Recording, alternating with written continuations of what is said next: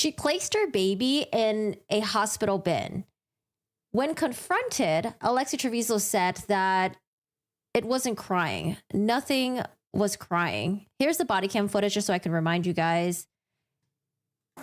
We discovered a dead baby in the bathroom. Oh my gosh. I'm sorry. It came out of me and I didn't know what to do. Alexee, So she said right there, it came out of me. I didn't know what to do. That's her mom right there. That's the ER doctor that was attending her. I told you about this. I just asked you, baby, to tell me the truth. It was not crying. I think she said it was scary. She's turning to the doctor saying it was not crying. What did you do to it? Okay, stop right here. Stop. Number one priority. So at that point where the mom is demanding, what did you do to it? I kind of wish the ER doctor would let her reply because I want to know too. I mean, we know obviously after the fact that they found the baby in the trash bin. And so I just want to hear from her side of the story because I don't know if we ever get a interrogation out of Alexee Trevizo. I don't know if we're ever going to see that, but I would really love to hear from her side of the story because, we're going to pick at it. And hi guys, how are you guys all doing today? Hello. Today for the stream, we're just going to kind of catch up on the Alexee Trevizo stuff. And then afterwards, this randomly just popped up in my feed. Ashley Benefield, the ballerina who's going to go on trial soon for the murder of her husband, Doug Benefield. And I thought it was kind of interesting because there was a video that was posted with a previous judge that overlooked her case because she was in they were in a child custody or domestic violence case with her and her husband. And the judge basically just destroyed the crap out of her. And so I kind of want to look into it and I think it'd be kind of interesting. But we're going to first start off with the Alexee Trevizo stuff. Court TV came out a video today talking about the autopsy report. And I actually don't know because a lot of the Alexee Trevizo stuff I kind of did behind the scenes and I was like, I didn't do it on stream, but I think we talked about the autopsy. I don't remember. You guys let me know. Hi, Eileen, Taxi. Oh, wait, hold on a second. I don't have... Let me pop in the chat really quick because I just realized that I can't read what you guys are saying. It's really small. Okay, I can see it now. Hey, everyone. Sorry, it's been a couple of days that I didn't stream. I was going to stream yesterday, but we're having a little bit of a stream issues. And I was like, you know what? We'll just do on Twitch instead. But hi, everyone. How are you doing today? How's it going? Hello. The live stream was offline until moments ago. Not sure how long you've been broadcasting. Oh, no, I just started. I did the announcement and then I was preparing some other stuff. But hey, good to see everyone here. I hope you guys had a good, if you're American, have a good holiday weekend. It was 4th of July. I hate 4th of July because I hate the fireworks. But I hope you guys had a good weekend. And hello. We also just got back from Vegas as well. So been doing lots of stuff here. You don't like how the panel, the Court TV downplayed what Trevizo has done. I didn't watch the entire thing, but I do want to listen on their perspective and opinions about the autopsy report. But let me pull up the autopsy report really quick because I do want to chat about it. I don't remember if we talked about it, to be honest. I know I looked at it. This came out a couple weeks ago. There's a whole subreddit for Alexee Trevizo. And a lot of the information is on there. A lot of the videos that I found, the body cam footages, interrogation video, not interrogation, the interview videos and stuff like that was posted on the Reddit. So that's where I found it. But I do want to talk about the autopsy report right here. So I'm going to try to zoom in because I think on Reddit, I don't think I can pop that out, right? We're just going to super zoom in. It's a little bit blurry, but I'll do my best to read it to you guys. So we have the postmortem examination, Office of the Medical Investigator. We have a Doe baby, John. I think people have found out that Alexee and her family may have named the baby Alex. In one of the police body cam footages where they're going to arrest Alexee Trevizo, the officer actually walks through her house and we get a little bit of the house tour. But someone, I think maybe it was someone on TikTok, but someone noticed that there was sort of a little, it seemed like maybe a baby shrine. It had the name Alex on it. It looked like it had some baby clothes. It looked like it was being memorialized. So they thought maybe they decided to name Alexee Trevizo's deceased baby Alex. So I think everyone's calling it baby Alex at this point. Date and time of death pronouncement. This happened on January 27th, 2023. So, wow, it really, I feel like it was just January. I can't believe so much time has passed. But January 27, 2023, 2:28 a.m. So remember, guys, initially when Alexee Trevizo went into the hospital, she was complaining of back pain. I think that her boyfriend said that she was complaining of back pain for a while. I think for like maybe like, I don't know, 12 hours, it seems. It could have been that like maybe Alexee Trevizo's body was like slowly going to labor, but she went to her mom, you know, went to her parents, was like, hey, I have back pain. It's really bad. And they took her to the hospital. Now, while at the hospital staff was like, hey, is it possible that you could be pregnant?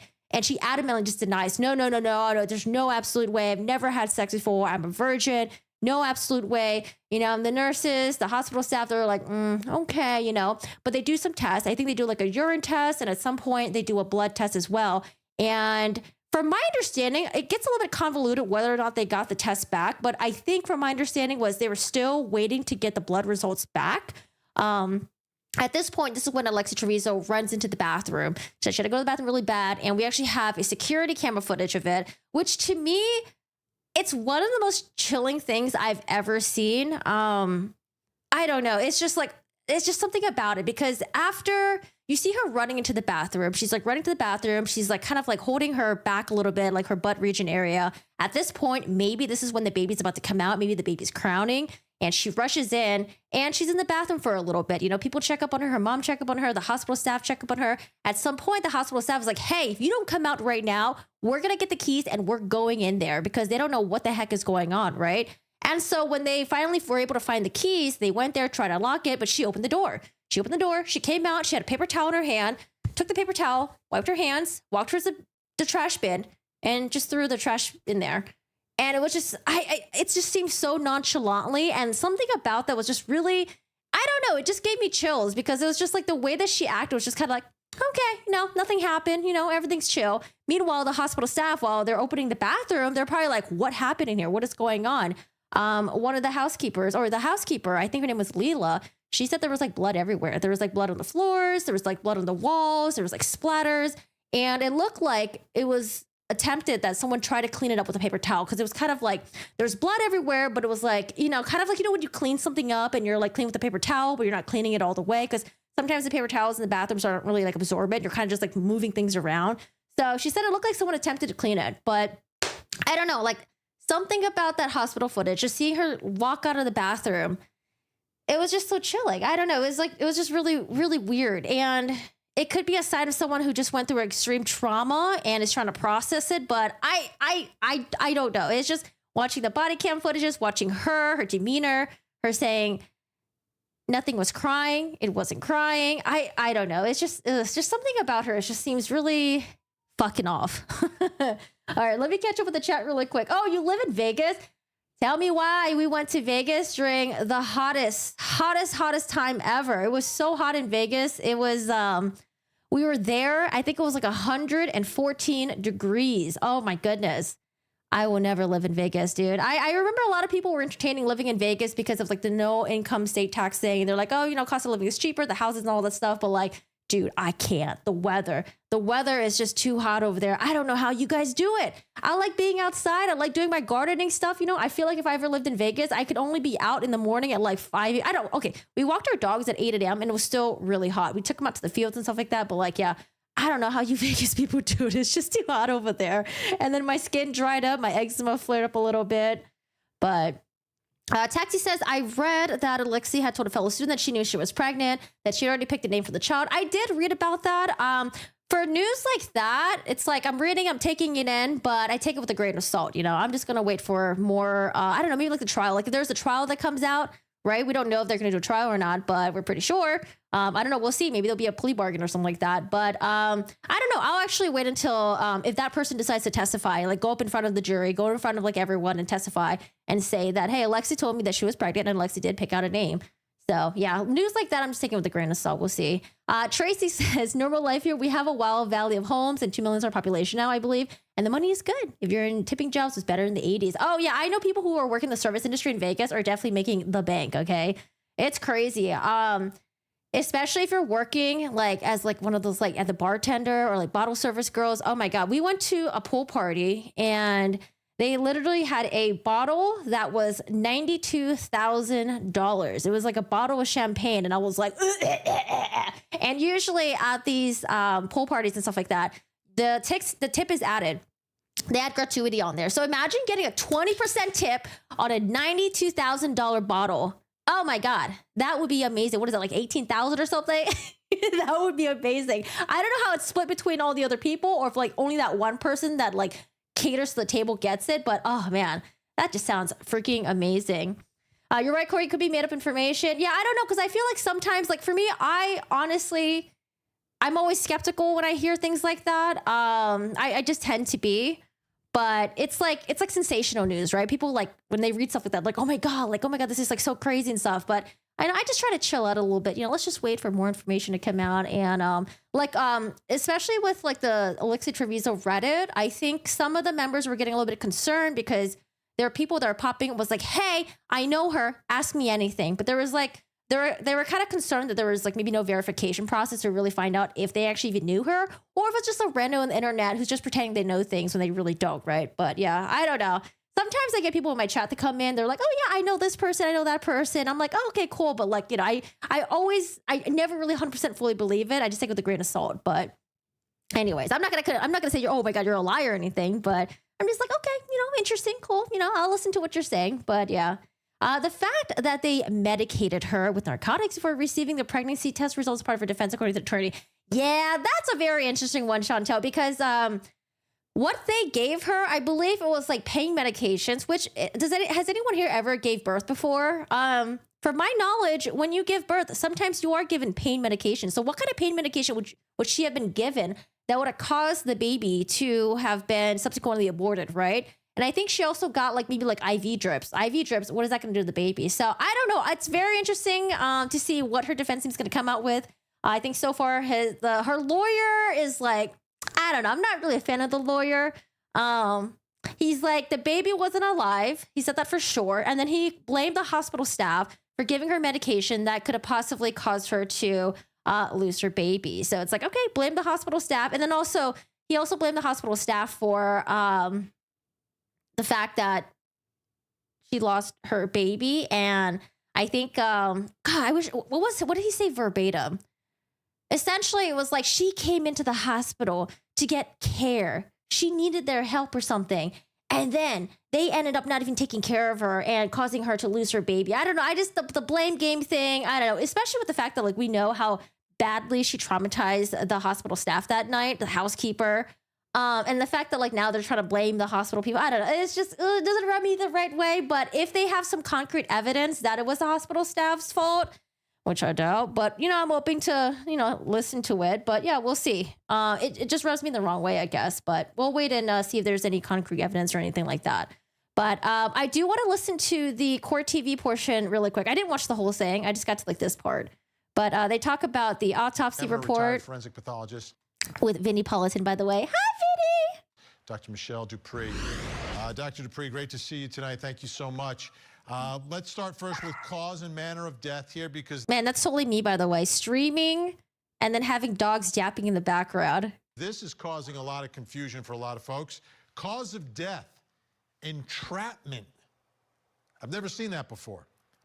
Okay, so let's read this here. Year of birth 2023, age 0. Death was 127. Agent Barnabas Gonzalez. Was Detective Gonzalez one of the detectives that was interviewing the hospital staff? I actually don't know what their names were. They did an autopsy, date of examination. Oh, they did it like the next day, 128. Cause of death, entrapment. So again, during the interviews, the hospital staff said that they found the baby in the trash bin. And it seemed like it was put into the plastic trash bag and then sort of like twisted a little bit at the top. And then the top was like tucked underneath the baby. I don't know if I described that correctly. Hold on, let me try it again with like the full screen. So baby was placed into the bag. Bag was taken out, sort of twisted at the top a little bit. And then the rest of it was like kind of like tucked underneath. So what we're thinking and what the hospital staff probably thought was this baby died of lack of oxygen. And I think one of the staff members, it was a little bit iffy, but she did mention that the bag seemed to be stuck to the baby's face. And it seemed like the detective was like, oh, as if like it was like trying to like, I don't, when you're like, you see it in movies, right? Where like someone has a bag over their head, they're trying to breathe. The bag is like stuck to their face.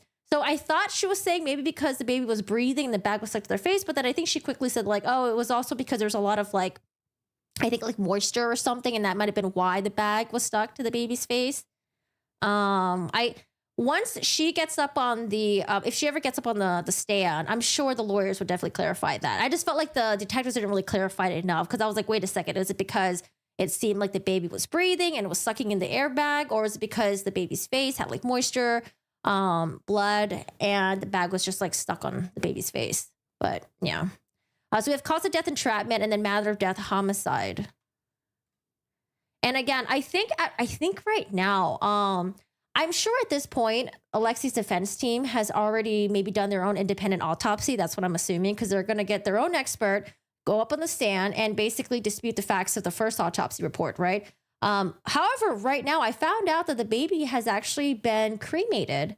Baby was cremated and, well, given back to the mother. Let me see if I can pull that up really quick. I saw that somewhere. Oh, here it is right here. On April 21st, 2023, I, Detective Corporal James Minter, contacted Turpinning & Sons Funeral Home in reference to the baby doe case. I asked him if there was any report of a burial or a cremation of a baby in February. He stated that the baby was sent to Ballard Funeral Home in Roswell. Once the baby was cremated, he stated that the remains of the baby were sent to the mother, Alexee Trevizo. I asked if it would be possible to get copies of all the paperwork involving the baby. They said they would have to get with the manager. I don't know. If she goes to trial and then we end up finding that she's like guilty, the fact that the baby's remains would be in her possession is just kind of like, I don't know. That's just a major yikes. Oh, is it someone's birthday? All right, let's do a quick catch up with the chat really quick. Let me go up. But here's the thing though. When you go into the hospital, right? I feel like if they're ever going to give you any type of medication, any sort of, like anything at all, they would err on the side of caution. Like, hey, in case this person's pregnant, let's just like not give like a huge dose or something like that. I just don't know what kind of dose they would give that would cause the baby to just abort. To the point where like, even like in medical standards, it would be considered unsafe to give to a possibly pregnant mother.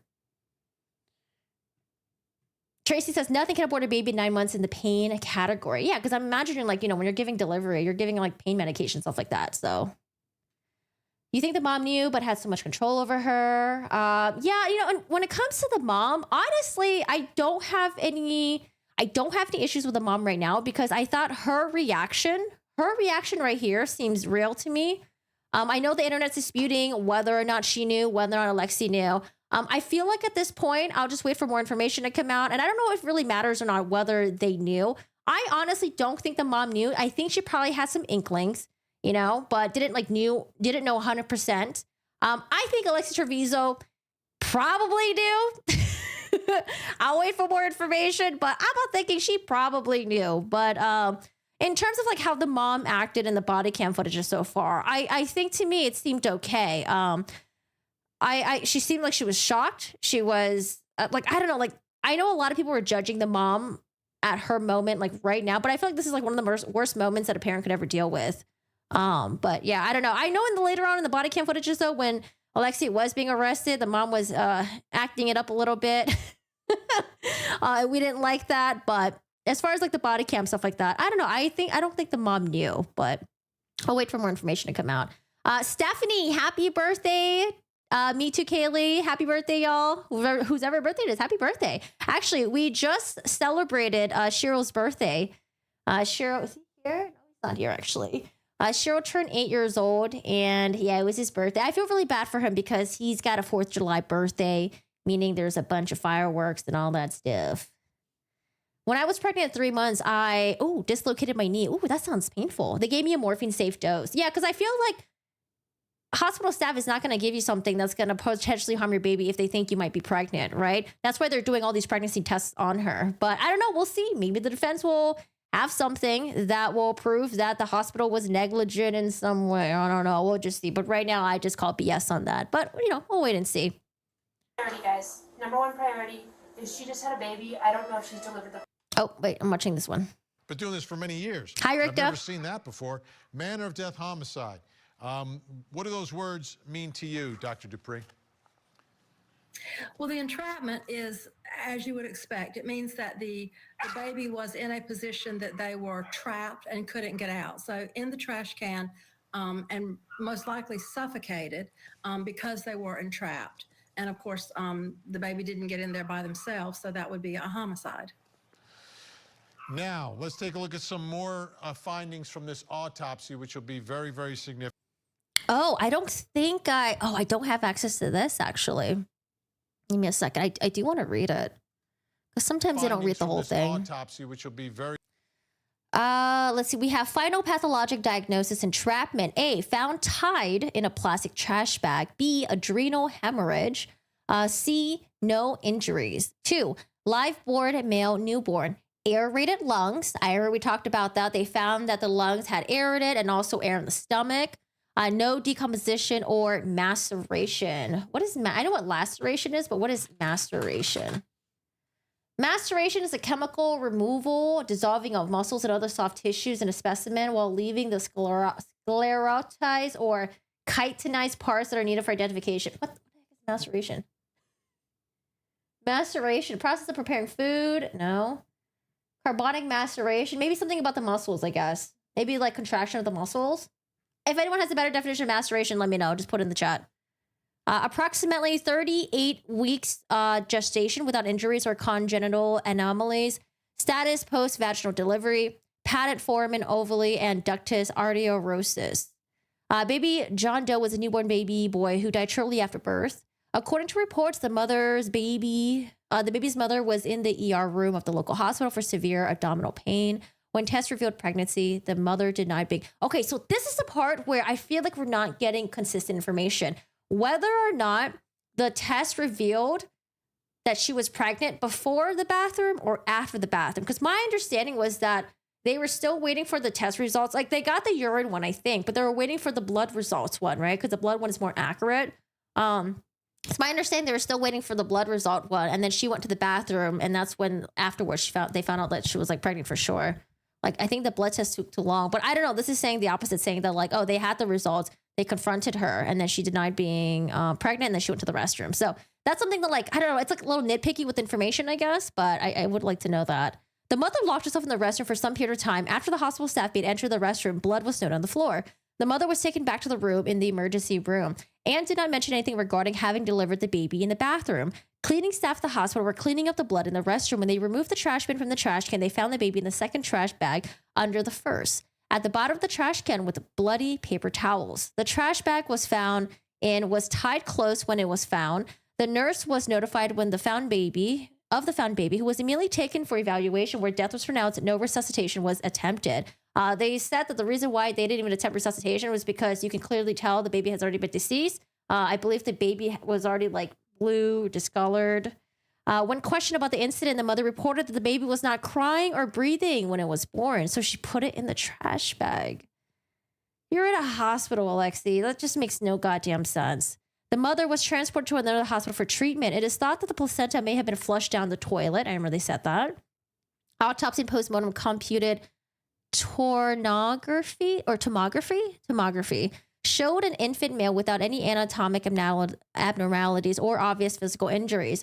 The lungs were aerated and there was air in the stomach and no changes of decomposition. Again, like, I'm sure they probably have had their own independent person to do their own autopsy report. So we'll see. With the Skylar Richardson case, I remember when the True Crime videos covered that, it looked really bad for Skylar Richardson, but they were able to get their own expert that said that the baby actually was not alive, and it seemed like it was like a stillborn birth. So I don't know, maybe battle the experts, maybe at some point, maybe, I don't know. We'll see if the first autopsy report is correct or not. This is horrible. Yeah, it just really is. Deserves life in prison. I don't think she's going to get life in prison. Yeah, I don't think she'll get life in prison. I actually was already surprised that the other New Mexico mom, the one who threw her baby in the dumpster, baby ended up living, thank God. But she got, what did she get again? 20 to 30 years. I was really surprised she got 20 to 30 years. I I didn't think they were going to give her that much. I was like, man, they're going to give her like 12 years or something, 8 years. But yeah, I don't know. We'll see.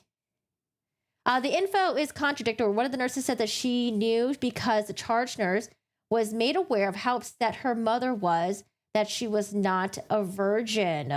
I remember maybe a couple of nurses said something about that. That the mother was, I think like mother was concerned that that Alexee said that she had sex or something, and she was like, "Oh, why didn't you tell me?" But like, I don't know, like you just gotta understand teenagers, right? Teenagers, like, yeah, you want to have an open communication dialogue with their teens and stuff, but there are things that they're just not gonna tell you. And is it really abnormal for teenagers not to tell their parents that they had sex for the first time? No. Ideally, you would want your kids to tell you everything, but sometimes it just doesn't happen, right? Even if the baby was stillborn, couldn't she be charged with abuse of corpse? I don't know, possibly. The lab was reportedly backed up. I think they were getting ready to tell her the pregnancy results were pregnant, and then in the moment ran to the bathroom. That's what I remember, Jen. That's what I remember. Because I think when I was trying to listen in on the different hospital staff interviews, none of it was really clear. But one person in their interview, it seemed like they were really clear that like, oh, they were waiting for the labs. It was backed up. And then that's when she went to the bathroom. So that's what I remember too. But yeah, we'll see. I mean, sometimes when you're playing telephone, sometimes information just gets lost, right? So right now, the forensic pathologists are probably getting the information maybe from like police reports, or maybe like it's like police reports getting it from the hospital staff, and maybe there could be some discrepancies. Very, very significant. Live born male newborn. Aerated. Oh, she got 18 years. Was it 18 years? I was surprised that she got 18 years. I did not think she was going to get 18 years. Lungs, air and stomach, no decomposition. Tell us a little bit about that, what that means, because I think part of the defense here will be that this child was not born alive, that this was a stillbirth, or perhaps. And the lawyer has already come out and he already did an interview saying that like the baby was not alive. Died very quickly after taking 1 or 2 breaths. Right. The most important thing for us to determine in cases like this is whether or not the child was born alive or not. And one of the ways that we test that is to determine if. So that's her running to the bathroom. If there was air in the lungs. And we can do that in a couple of different ways. We can do it microscopically by identifying that the alveoli. That's her mom checking in a couple minutes after. In the lungs had expanded and were air filled. We can also do that by floating the lungs in water. The lack of maceration tells us that the baby was not dead in utero.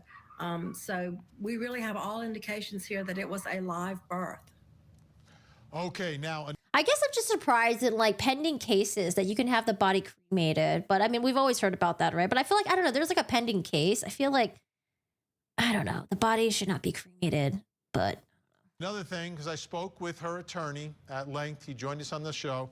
One of the things he said is that that hospital had administered some drugs before the test results were back that she was pregnant.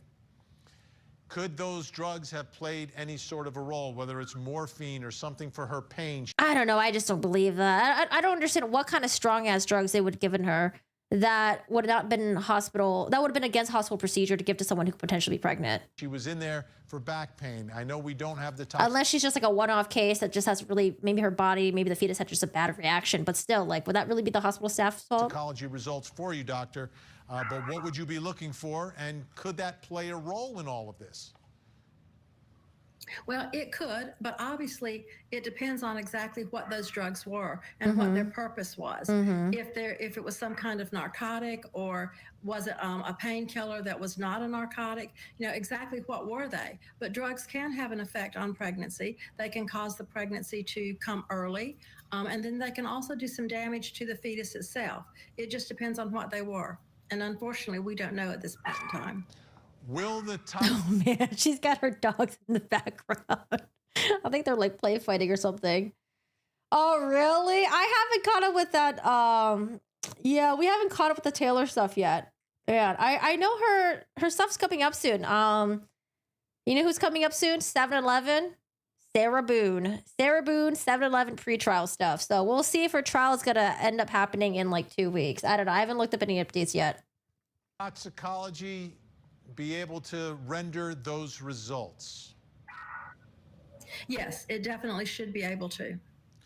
So now I'm going to ask you another question, because I've covered so many trials through the years. There are experts like you who testify, but then there's always, not always, but most of the time, there's an expert on the other side. When it comes to whether or not this was a stillbirth, could you see any scenario where a forensic expert would come in and have a differing opinion than the doctor who performed the autopsy, if you're talking about air in the stomach, aerated lungs? Is that something that could be in the gray area, or is that something that's pretty crystal clear and you would expect doctors to agree on? That is pretty crystal clear. I would expect doctors to agree on that. If the baby took a breath or breaths, there should be air in the lungs, and there was. So looking at where this battle may be, I have a feeling it may be related to Possible. Like if she was given some sort of painkiller before, right? So she arrived at the hospital. Maybe they gave some painkiller. Maybe they gave her like an IV drip or something like that. It's possible the painkiller could have helped her a little bit when she was in the bathroom giving birth. that toxicology that we don't have yet. Do you see a scenario there where doctors could have different opinions about the effects and impacts that the drugs had on this child?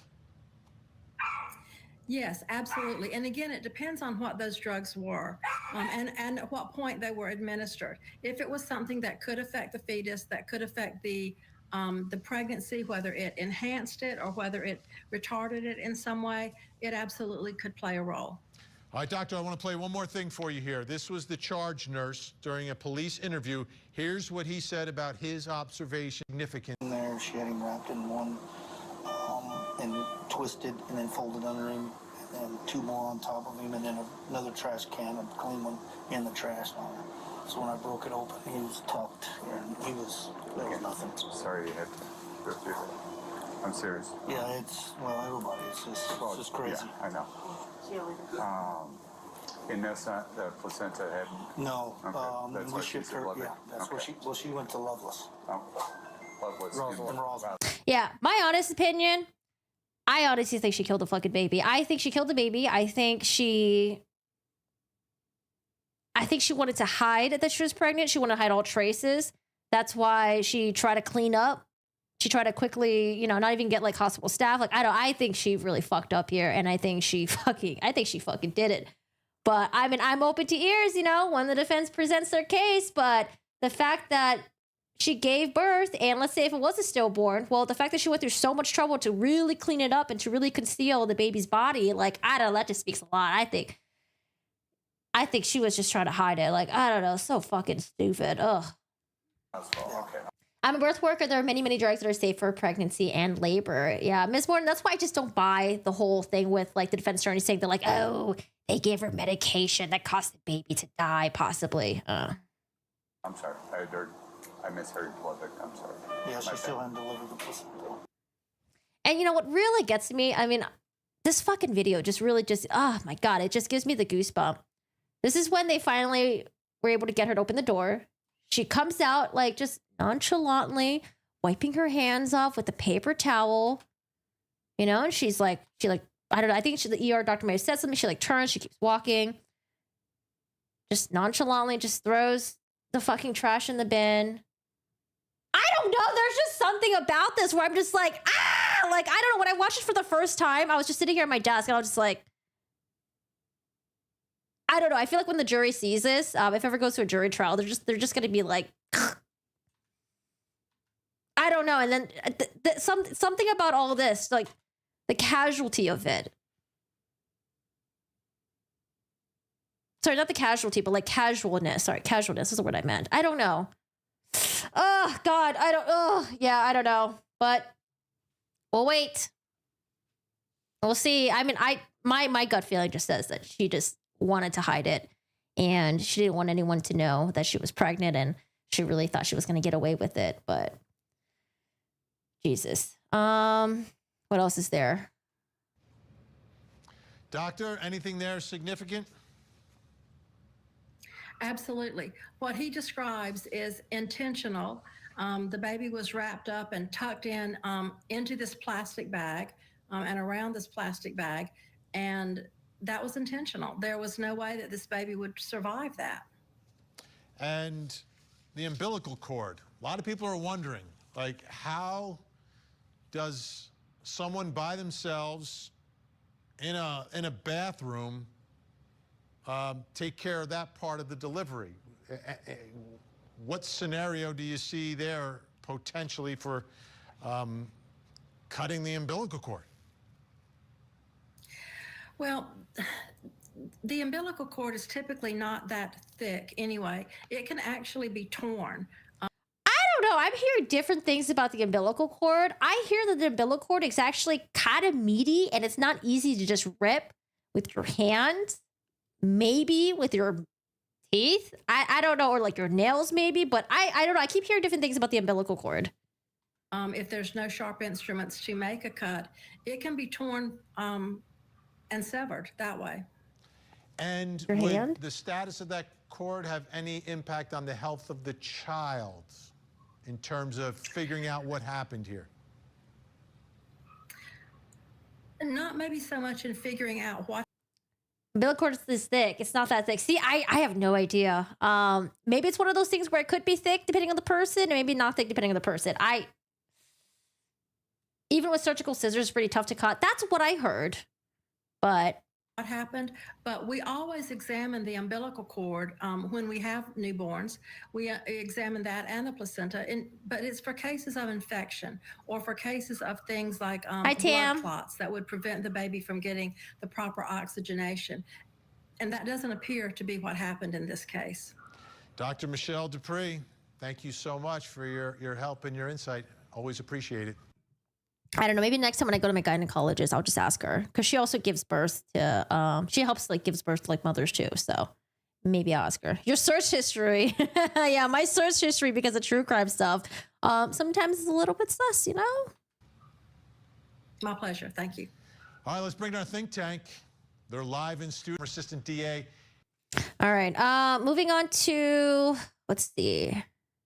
Oh, I did want to read this actually. I thought it was kind of interesting because as you guys remember, Alexee Trevizo, because there was so much trauma done to her body after giving birth, they were concerned that maybe the placenta could still be inside her.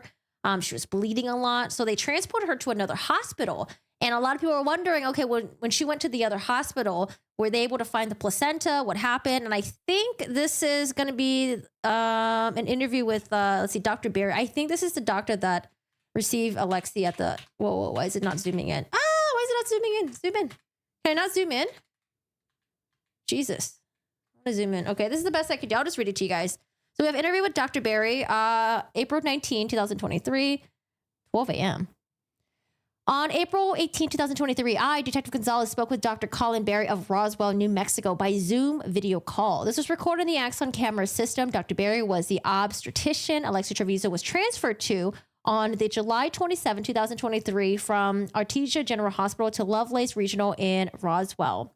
I asked Dr. Berry to let us know what occurred on January 27, 2023 with Alexee Trevizo. Dr. Berry said he was contacted by Artesia General Hospital for a patient who just delivered at Artesia General Hospital. Dr. Berry said he told the hospital to send her to him as quick as they could. Dr. Berry said AGH, which is Artesia General Hospital, was worried about bleeding, but the nurses checked her out when she arrived and found that Alexee had an unexpected amount of bleeding. Dr. Berry was on the call, but at the home when he was called by AGH. Oh, but he was at home when he was called by AGH. Dr. Berry said he got to the hospital at a reasonable pace. Dr. Berry said that he examined Alexee for possible surgery, which wasn't needed. Dr. Berry said everything was good after her delivery. Dr. Berry said they watched her for a couple of hours to make sure she didn't have any more problems with bleeding. Dr. Berry said they also watched her to make sure she didn't need a blood transfusion when everything checked out, released her. I asked Dr. Berry if Alexee delivered any afterbirth while at Lovelace. Dr. Berry said he did not believe she did and checked his notes to confirm. Dr. Berry confirmed she did not. I confirmed Dr. Berry only did post-birth care. Dr. Berry said they checked for tearing and bleeding. I asked Dr. Berry if there's anything else that could have been same symptoms as birth. Dr. Berry asked if I'm asking if he's absolutely sure that she had a baby that morning, ? I said yes. And Dr. Berry said yes, he is absolutely sure that she had a baby that morning. So again, the police, they have to make sure and ask these questions because, you know, I think they're afraid at some point Alexee Trevizo might be like, oh, I didn't give birth. That's not my baby in there. And they were also asking the hospital staff as well, like, hey, did anyone else use that bathroom? Anyone else that could have possibly been pregnant may have used the bathroom. Was there anyone else? So just in case, she's like, oh, that's not my baby. What are you talking about? But, you know, you're going to be able to do a DNA thing. But Dr. Berry said there isn't anything else that could have caused the uterus to get that big, dilate the cervix and the vagina, and cause little tears. I asked how Alexee's demeanor was at the hospital.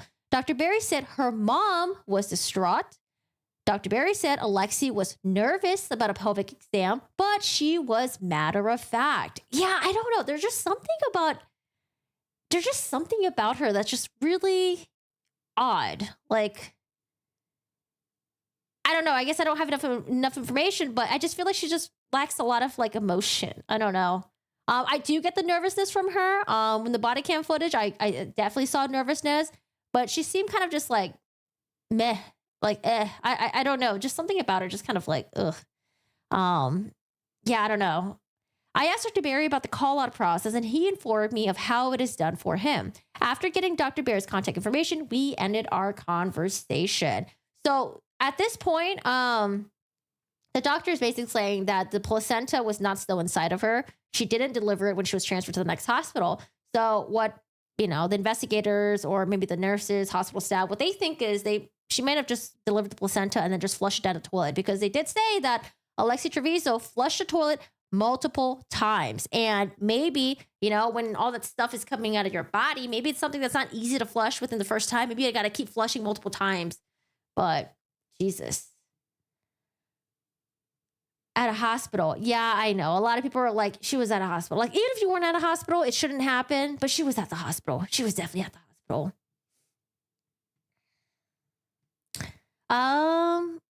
As far as the hospital giving her meds, the medication didn't cross the placenta. I heard it was Demerol. Cord was having and probably freaked her out, and she pulled it out. Oh, God. Yikes. That just, Okay, we read that, and this is what I already read. I read this as well. So yeah, so right now the baby has been cremated, and it seems the remains were sent back to Alexee Trevizo. Yeah, I don't know. Do we have anything else with? Oh, I did want to watch. I think there are some new videos that, well, not new, but they're videos that I haven't seen yet. So let's watch together. I've already watched the full hospital surveillance footage, or I don't think we've watched it, but let's just look at the timestamps. So this is when she's running to the bathroom. Oh God, so chilling. Mom checks up on her like 40 seconds later. Yeah, it's just so crazy. Okay, it's mom checking up on her. Mom checks up on her again.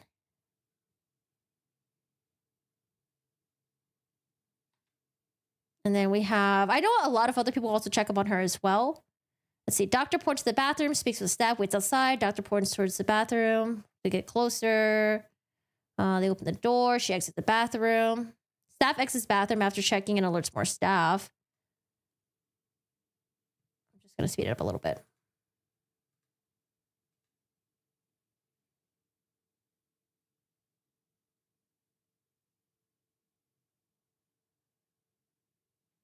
And I think they're seeing like maybe like we can't see it because the surveillance is kind of like blurry. But I don't know. It seems like they're pointing to the floor. Maybe there's like some blood footprints or something. Some driplets. Staff is going in and they're just like, oh my God. Yeah, I also see her looking down as well. So there must have been like some like maybe a little bit of bloody footprints or something like that. Housekeeping arrives. Found baby in bin.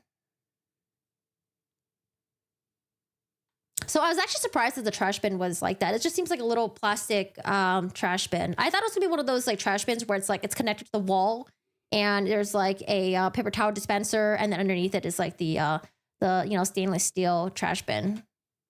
But it looks like it's just like a plastic bin. Yeah, you can see her bending down and she's like, what is this? Call the staff over. That's the head charge nurse. That's the housekeeper. Jesus.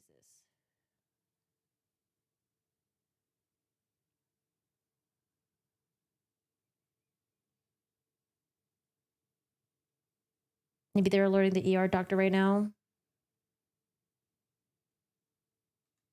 Oh, I think I remember that. Amy says lawyer said they never told her that she was pregnant. Oh my God, he's so dumb. I think I remember that too. That's the ER doc. Oh my God, dude. I can't imagine. Oh my God. And they're taking the bin. Yeah, I feel so bad for her.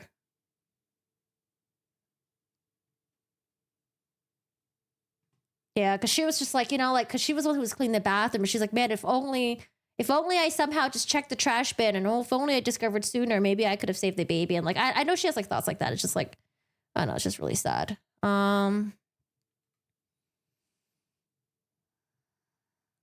and staff hugs the housekeeper. Oh my God, I feel so bad for her.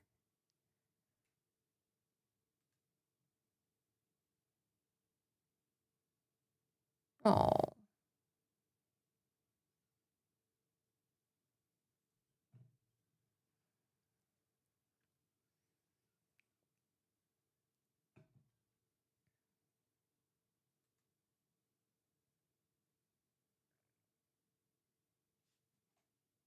Yeah, just incredibly sad.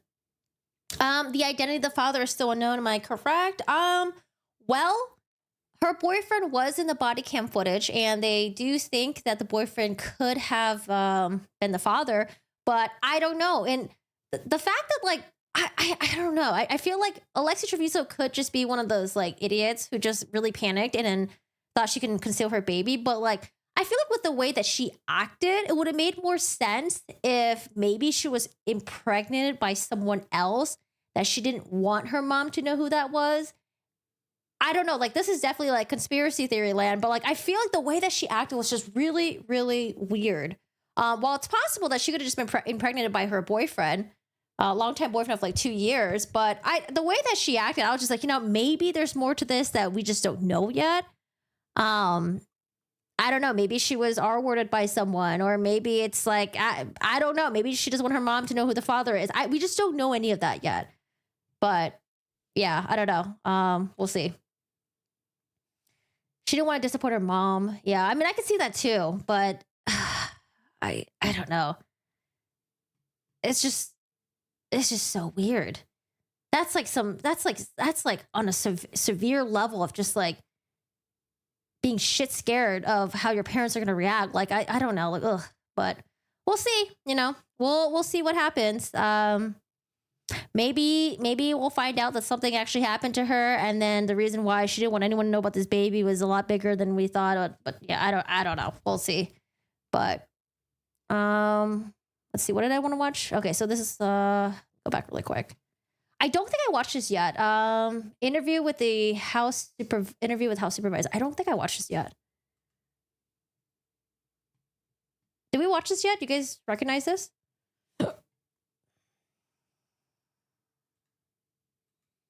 Oh, it's muted right now.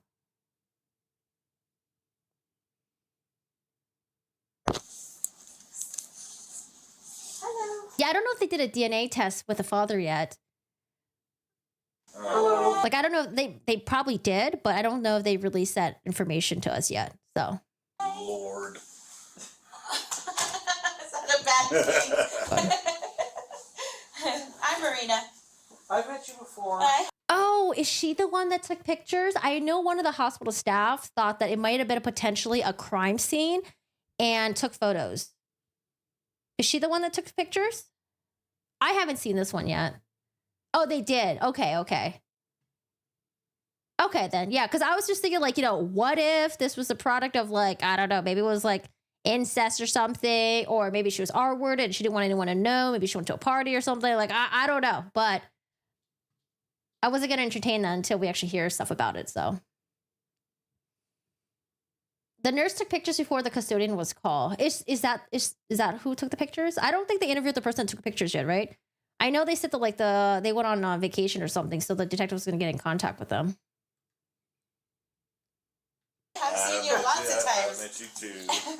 So Detective Gonzalez, Corporal Mentor, Detective Mentor. Okay. So we're just talking to you about the incident happened on January 27th. Okay.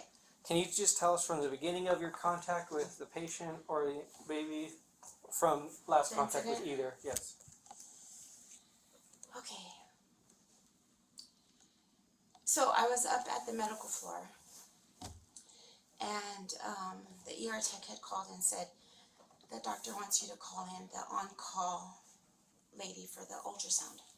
So I'm like, okay. So I called in the ultrasound tech, and then I don't know how much time lapsed. I don't know that the house supervisor phone rang again, and it was the girl from the lab, and she's like, Marina, they need you here in the ER right now.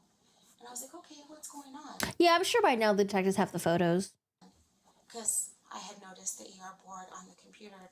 There was like maybe 2 or 3 patients in the ER, I'm not sure. And she's like, well, and I'm like, it's okay. I could just tell by her voice something was wrong. Sorry, the audio goes like up and down. I'll try to adjust the audio accordingly. So we hang up and I take off to the ER. And as I'm coming in through the radiology department into the ER, I meet up with Lori and HT, who was the charge nurse that night. And HT says, okay, look, this is what's happened. This girl came in with abdominal pain, and once we put her in a room, she said she needed to go to the bathroom. We let her go to the bathroom, and she was there for a good while. They had several attempts to knock on the door and ask her, hey, are you okay? Do you need any help?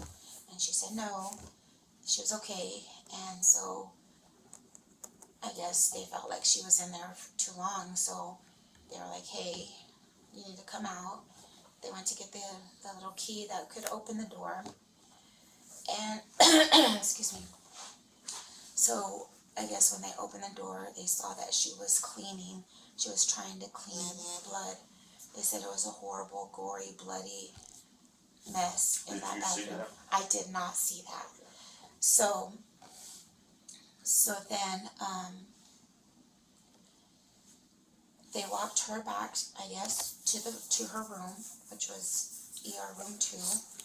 They walked her back to the room, and at this time we still didn't know that there was a baby. So they said that they went back into the ER room 2, and I guess. Yeah, honestly, the fact that she named, or we think that she named the baby Alex, I feel like it was just like a lazy name to give. It's like, oh, my name is Alexee, I guess Alex. Okay, let's just name the baby Alex. I don't know. I feel like it was just like a lazy thing to do. If she named the baby Alex. They reported to the doctor saying, hey, here's all this blood, like something's going on. And of course, you start thinking of like, what if she tried to do this? What if she tried to do that? Like they didn't know. So then the ultrasound tech still hadn't got to the hospital at that time yet. So the doctor's like, you know what, I need to probably do like a pelvic exam to look, because like what's going on? Why is there so much blood? Yeah, and one of the hospital staff said that they were afraid that she would hurt herself because, she was denying the pregnancy to her mom, didn't want the mom to know that she may have been possibly pregnant, having sex, whatever.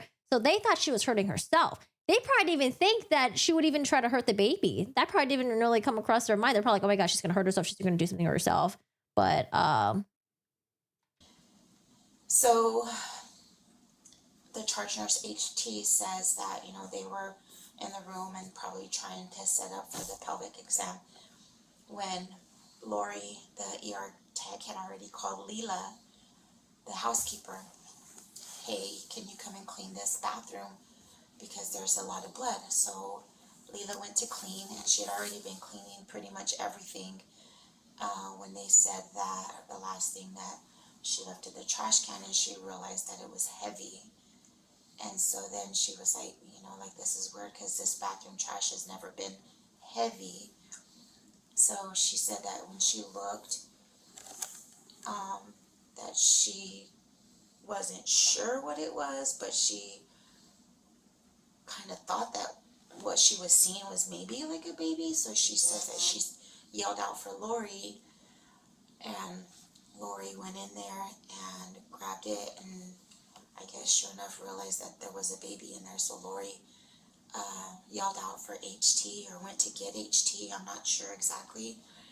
Why didn't the mom just put her on birth control at 16 or 17 just in case? I did with my daughter just in case. I think the conversation could have went, hey, when you start having sex, let me know. And at that point, that's probably when the birth control thing would have been, you know, implemented, right? Condoms or whatever the fuck. But it's possible that Alexee Trevizo just didn't tell her mom when she started having sex. I mean, obviously didn't.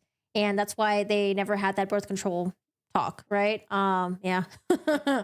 You can't wait for the Corey Richens trial, dude. She is trying to sue the husband's estate right now. They're suing her for the book sales. Like, it's a whole mess. But yeah, I can't wait for more information to come out. What's the boyfriend's name? I think Devin Fierro, and I think it's like Devin spelled with a Y, I think. Were you at the nurse's station at this point? No, they still had not told me about that because they didn't know that there was a baby. So I was still at the medical floor. Okay. And so then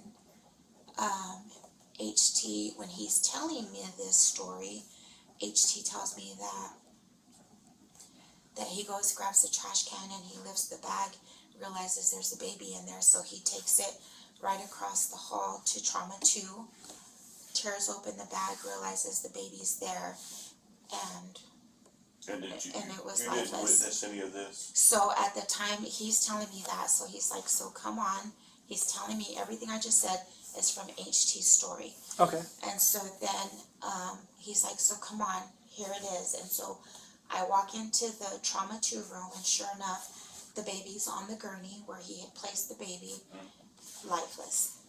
And the trash can is right by the gurney. So, like, of course, I was in utter shock. Like, you know, we were all just in shock. And so they had already called the police. The doctor, I think initially at the time, was about to do a pelvic exam to look to see where all this blood was coming from. And HT had gone and told her, hey, I need you right now. Like, you need to come with me. One of the x-ray techs that Alexee asked, well, what happened if I stop taking birth controls and start taking weight loss pills? Yeah, and I think what she responded to the detectives was like, to her, it seemed like if she stopped taking birth control pills, is because she realized that she was pregnant and she didn't want the weight loss, or she didn't want the weight gain to be prevalent to other people. So that's why she took weight loss pills. That was just her theory on it. I was like, oh, that's very interesting. And took her to trauma 2, showed her what had happened. I know. I wish we were able to get her response when her mom asked the body cam, what did you do to it? But the ER doctor like interjected, and yeah, I wish we can get more information from her, because I do want to know, because like all so far we've heard from her just saying, she said that like, she said she was scared and it just came out. It wasn't crying.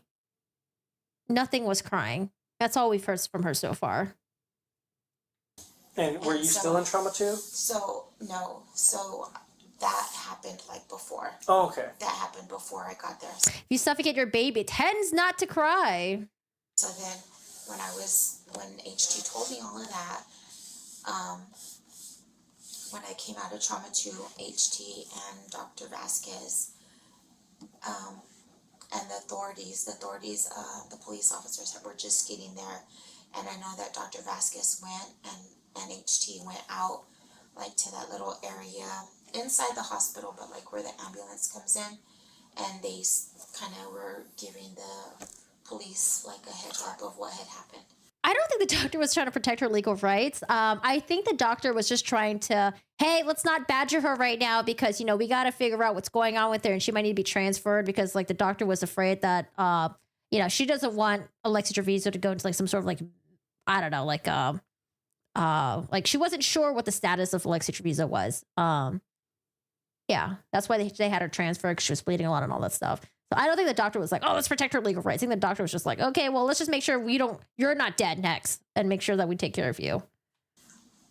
So then after that, I really didn't know what happened because I was on the phone with my chain of command because I needed to know, like, you know, this has never happened. I didn't, as a house supervisor, I didn't know what I needed to do, if there was any paperwork that I needed to do, if we were supposed to register this lifeless body, like, I didn't know. So you called your chain of command for guidance? I called, yeah, for questioning. So I called Patty, who's the CNO, Patty Bartok, and I called her. Someone mentioned she looked so 8 months pregnant in that side profile in the cheerleader outfit, and that picture was 8 weeks before birth. You know what? I go back and forth about that. There are some videos that I've seen where I'm like, oh yeah, she looks pregnant. And there's some pictures I look and I'm like, oh god, she just looks like chubby. Like I feel like if you like really are looking, you'd be like, yeah, she's pregnant. Or if you're like close up next to her and maybe you're part of like her cheerleading squad, right? You'll probably notice the weight gain and you probably have some inklings of like, hey, this bitch might be pregnant or something. But I don't know. I go back and forth. So like I was looking at, let's see, that I save these pictures. Give me a second to capture this really quick.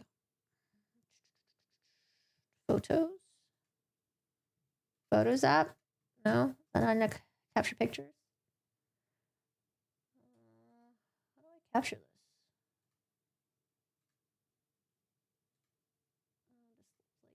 this? Okay, how about this? So I was just kind of like digging around in the photos. This is her in September. Where is she at? So I think this is her because it seems like when you do like there's cheer stuff, you're probably always like in the same position. So she's always like, oh fuck, go back. So this is her in September. All right, 4 months before giving birth. I don't really see too much. Zoom out. Is there a faster way to zoom out? This is her again in October. Not really seeing too much, but she's also kind of blocking it.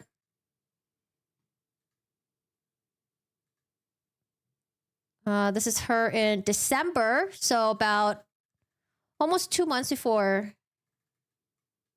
So see, she's looking kind of pudgy right there. Same thing here. Right, this is her this is her 3 weeks before she gave birth. So I know this is like a front profile. Like she just kind of looks chubby. Like, I don't know. Like usually when I think of pregnant women, I think of like big belly, like boom. And also she's like 5 foot tall. That just looks pudgy to me. Let's keep going. Here's her from, again, 3 weeks before giving birth. So she looks pudgy, but I'm not sure if she looks freaking 9 months pregnant at this point. Because again, when you're 5 foot tall, I'm thinking like big belly. Let me see, is she around here? This is her again. Yeah, same thing, 3 weeks before giving birth. And I think she's like back here. I don't know, like back there. So she kind of looks pudgy right here. Oh, you guys can't. Oh, sorry. Can you guys not see it? Sorry, it like cuts off. But I don't know. In these pictures, I was like, oh gosh, she just does look super, super, super pregnant to me. But then people were posting some videos. I was like, oh, like when she arches her back, you could definitely see the belly when she arches her back. So I don't know if maybe her mom doesn't attend the football games, you know?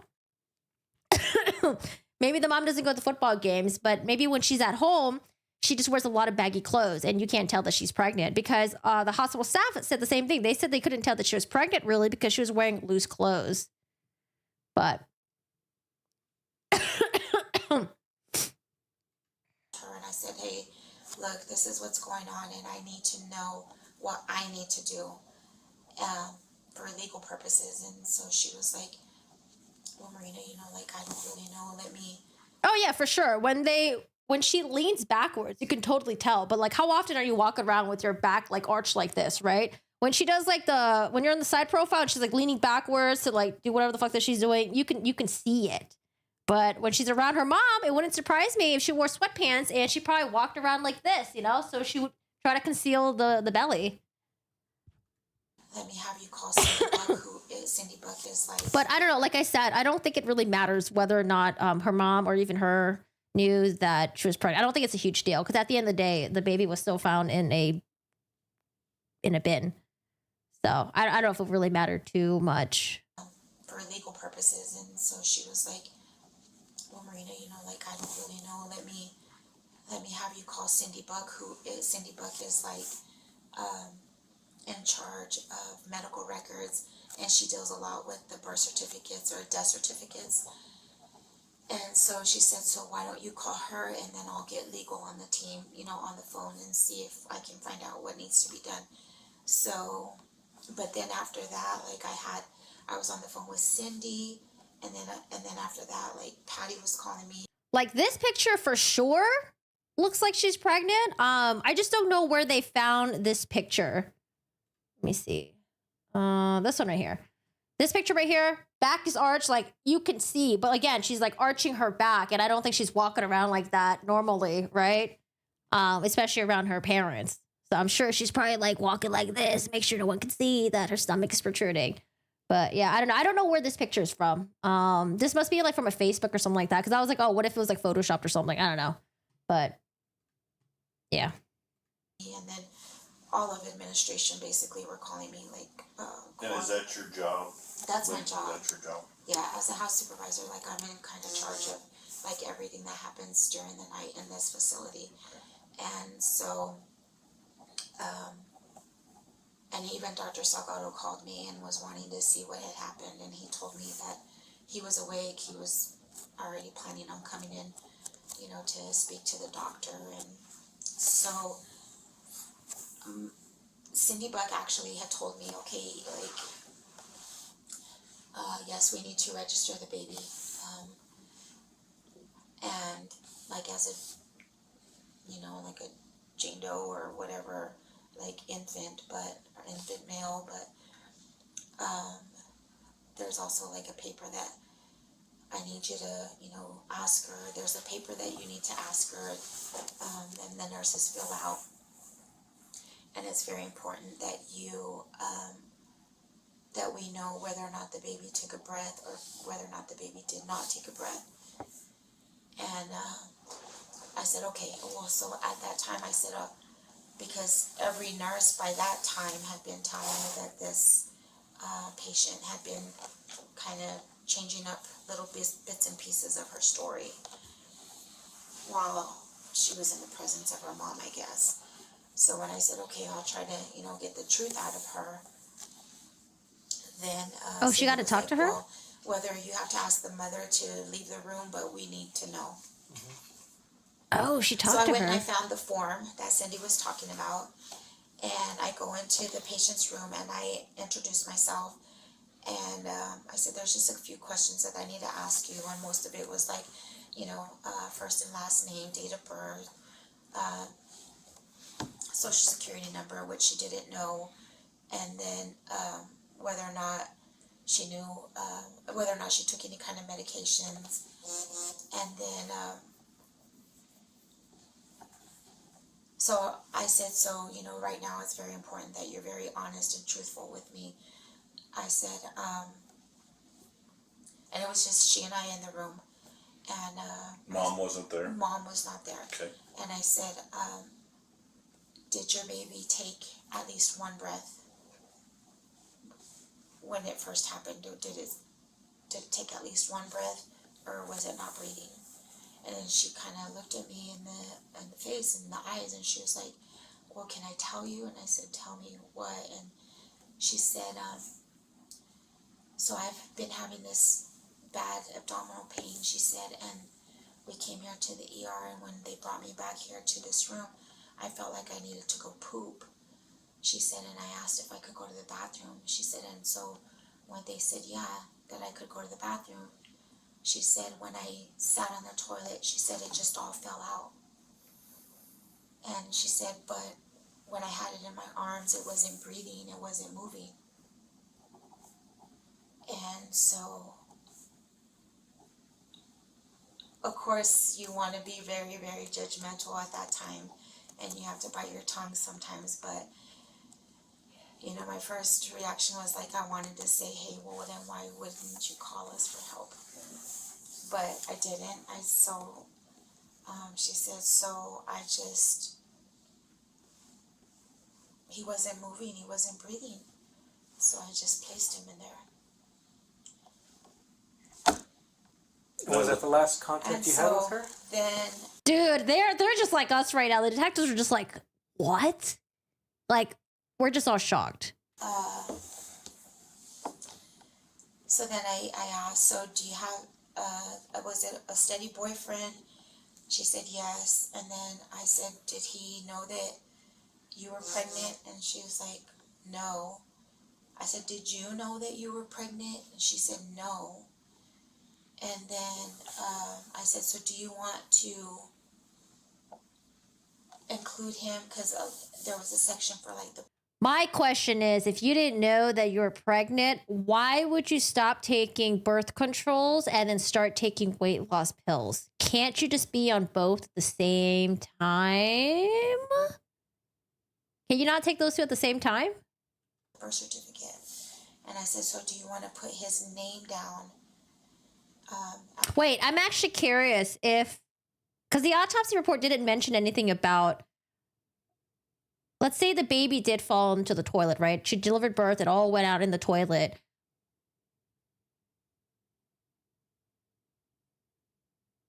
Assuming head first, wouldn't they be able to find some traces of like maybe some water in the baby's lungs, in the nose?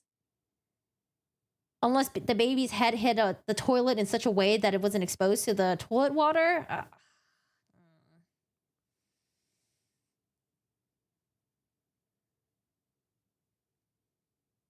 As the father, and she said, for what? And I said, you know, this is all new to me too, so this would probably be for the birth certificate as well as a death certificate.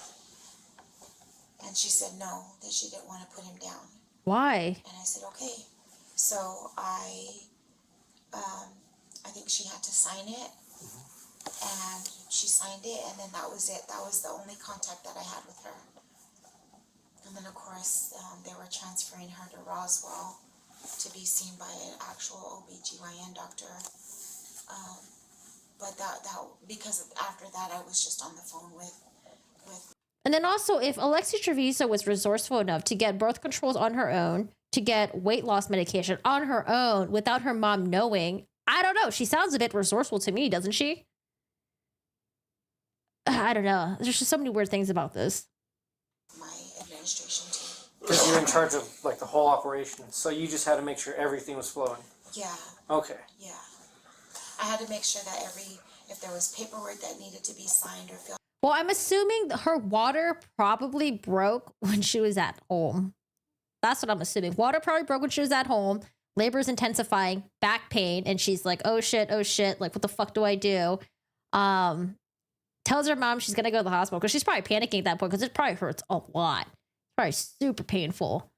And then when she went to the bathroom and it all just came out, maybe the baby just like delivered really quickly. My friend who was pregnant at like 13, she told me it was the same thing for her. When she gave birth, like, yeah, her water broke. She went to the hospital and stuff like that. But when she was in labor, she was only in labor for like a couple minutes, she said, and basically the baby everything just came out. But yeah, she said it was like really quick. It wasn't like slow push. It was just like, whoop. But yeah, it probably depends on, probably different for different women, right? Filled out that I needed to make sure that was done before she got transferred out. Okay, so you just handled her paperwork before she got transferred out. So you said, how long have you've been here a while? Yeah, I've been here at this hospital for 23 years. Oh. Yeah. Going back to when you were talking to her and she said it wasn't breathing. There's this underwater birth, but I thought with like underwater birth, they quickly take the baby out from the bathtub. So like, yeah, you can be there for like a quick second, but don't they just quickly take the baby out?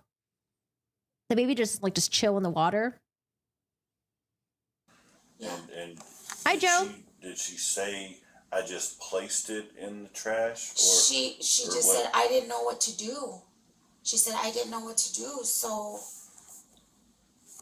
I mean, and I don't even really, to be completely honest. I don't know, man. If you're like 9 years old, maybe, and you're like, I didn't know what to do, and I put it in the trash because I didn't want my mom to find out. Maybe 9 years. I don't know. Even 9-year-olds, I think, would know better. But 19 years old, I just. It's because she wanted to hide it. That's my take right there.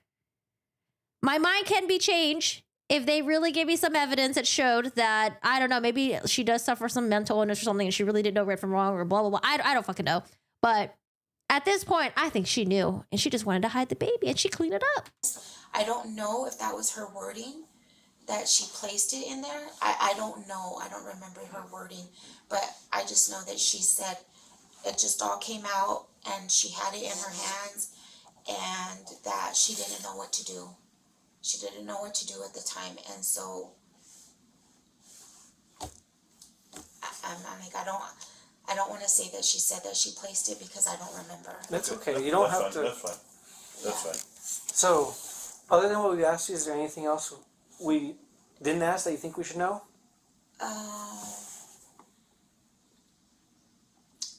Hi. Okay. All right. Well, if you have any other things that you like tomorrow, you're like, oh, I forgot to tell them this. Cynthia has my contact information, so you can let her know. Okay. So the hospital staff that took the photo, we don't have their interview yet, right? I don't think. That's Minster's contact information. Okay. If you have any more questions, comments, anything you want to add, okay? Okay. Thank you for sounds coming good. in. You're Thanks. welcome. Thank Appreciate you. You're welcome. What I remember, I think the boyfriend said that he was on the phone with her when she was like, was he with her and then on the phone with her when she was complaining about the pains? I didn't see any tears. Trust me, I don't think any of us did. That's why I told you, like, there's something about her demeanor that just is really off-putting. I see the nervousness, but she just kind of seems very, I don't know, almost aloof. I don't know. You haven't seen the person with the photo. I only heard the nurse say in an interview. Okay, yeah, same here then. Yeah, I was on vacation. Yep. All right. I think there's one more video that I haven't seen yet. Have I seen this? Let me see. I know I saw this one. Police officer speaks with Alexee Trevizo's mom after her arrest. Police officer speaks to Alexee Trevizo's mother days after the incident. I haven't seen this one yet then. Okay.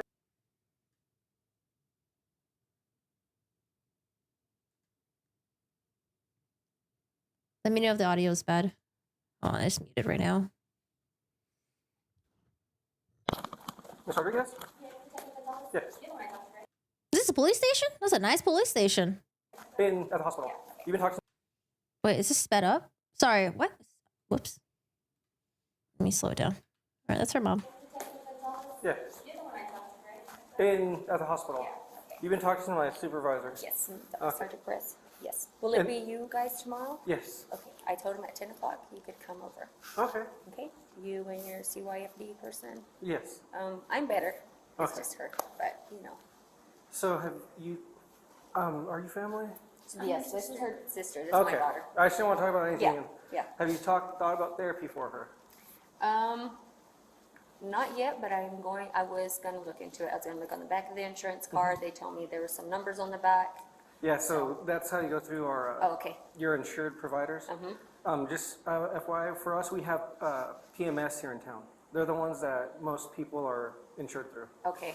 And so Okay. if you want to do in town, we do PMS here, and then Okay. we have one in Carlsbad, 2 in Roswell, Okay. that are usually on all of everybody's insurance. Okay. Did Something to you think about. hear?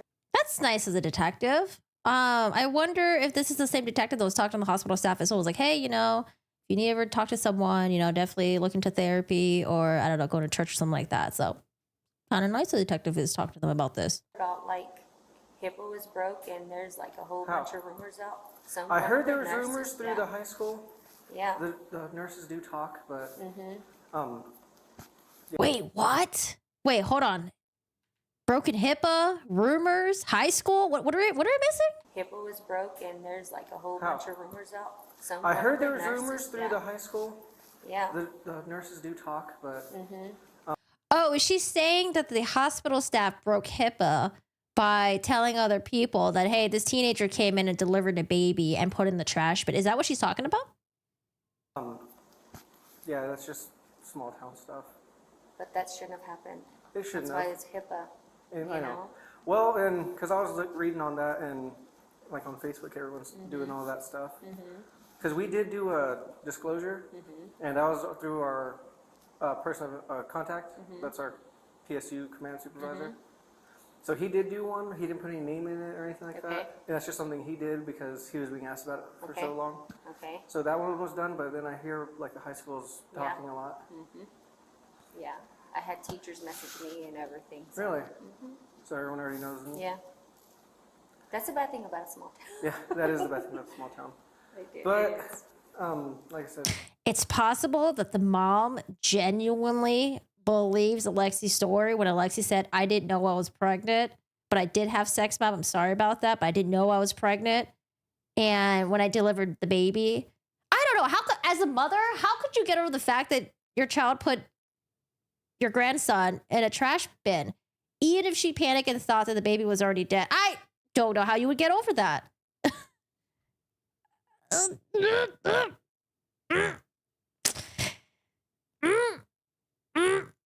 I don't know. I'm like trying to see it from her perspective. Like, okay, like she's protecting her daughter.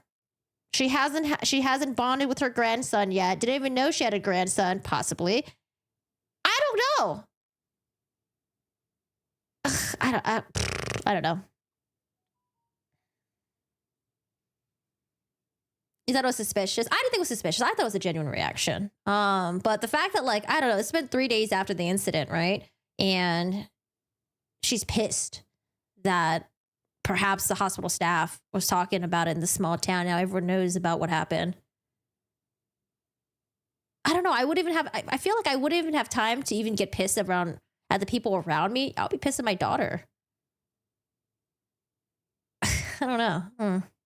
but more importantly, I talked to interest about therapy. Yes. And I am going to keep her home for about a week. Yeah, the mom's worried about how she will be perceived. If it happened to me and my kid did that, I'd be like, hey, guys, listen, my daughter's a piece of shit. I'm starting to feel like a piece of shit too because I birthed this girl. I don't know. I feel like the fact that she's already kind of like, I already see the defenses coming up, you know? I don't know. And I am going to look for like therapy for her. Yeah. So But I'm not a mom though, I'm so. going to do all of that as much as I can today and tomorrow. So Well, appreciate it. yeah. At least you're actually a parent that cares. I love my daughter. She's my everything. But yeah, you guys can come over tomorrow. Okay. We'll be there. We'll It has a contact red roof. We'll contact. I don't know if I would even be saying that 3 days after your daughter did what she did. I wouldn't even be like, I love my daughter. She's my everything. I'd be pissed right now. I don't know. Maybe things are different when we become a parent. Contact you before, make sure it's still okay. Yeah. We do that all just Okay. before, so that way you're not like forget about it. Some Yeah. people do. No, I won't forget about it. Okay. We will be there. Well, you have. I wonder what the mom meant when she said, Lexi, I told you about this. My assumption was maybe when they got to the hospital and her mom was like starting to have some inklings like, hey, are you pregnant? And she was denying. And mom is like, are you pregnant? Are you pregnant? So I think that's what they were probably talking about. Like, I told you about this. I don't know, maybe you're pregnant. Why didn't you tell me? Why didn't we talk about it? Why didn't you use birth control? I don't know. Why didn't you protect? I don't know. There's so many different interpretations, so I wouldn't really look into it too much. Have my number. The supervisor to Yes. talk to is Sergeant Perez. He's Yes, also. I've You been have his talking number. to him. Yeah. Yeah. We've been keeping in contact. So. All right. Yeah. Also, do you know like when anything about the autopsy, how fast? And We that- asked to expedite it. They had the autopsy the next day. You're thinking like a liberal? I am a fucking liberal. My mother admitted on the video. Oh, her mother admitted on the video. We talked about this, Lexi, what happens in girls. Yeah, I just don't know if that was just like if she like just mixed a bunch of topics into one sentence and just like blurbed it all out, it would be weird to me that the mom would have already preemptively talked to her daughter about disposing of unwanted pregnancy in a way where it was in like a trash bin or something like that. I think it was just like a whole blurb of things just kind of came out like, hey, we talked about this, which is we talked about, hey, are you pregnant or not? And you're lying to me. And about the what happens with girls. And I don't know. I feel like it was like two sentences was just combined into like one. But I don't know. Yeah, I think it was a very tense moment. I think there was a lot of shit going on. So I still haven't heard a word back. So it did happen on Saturday, but from Yeah. speaking with Wiedemann, the OMI person assigned to the case, he said we're not hearing anything yet.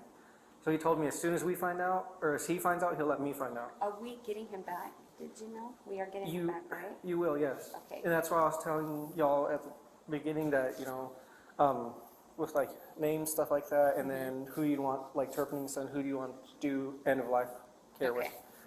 Okay. yeah, I think she believes her daughter. I think she believes her daughter. And I think that's why that it seems like at this stage, 3 days later, it seems like there's some acceptance where it's like, okay, I believe my daughter and maybe it's not as bad as what everyone else thinks. I don't know. I think it's just an easier way for her to accept the whole situation. I think she believes her daughter. Because for her to not believe her daughter, she would have to, one,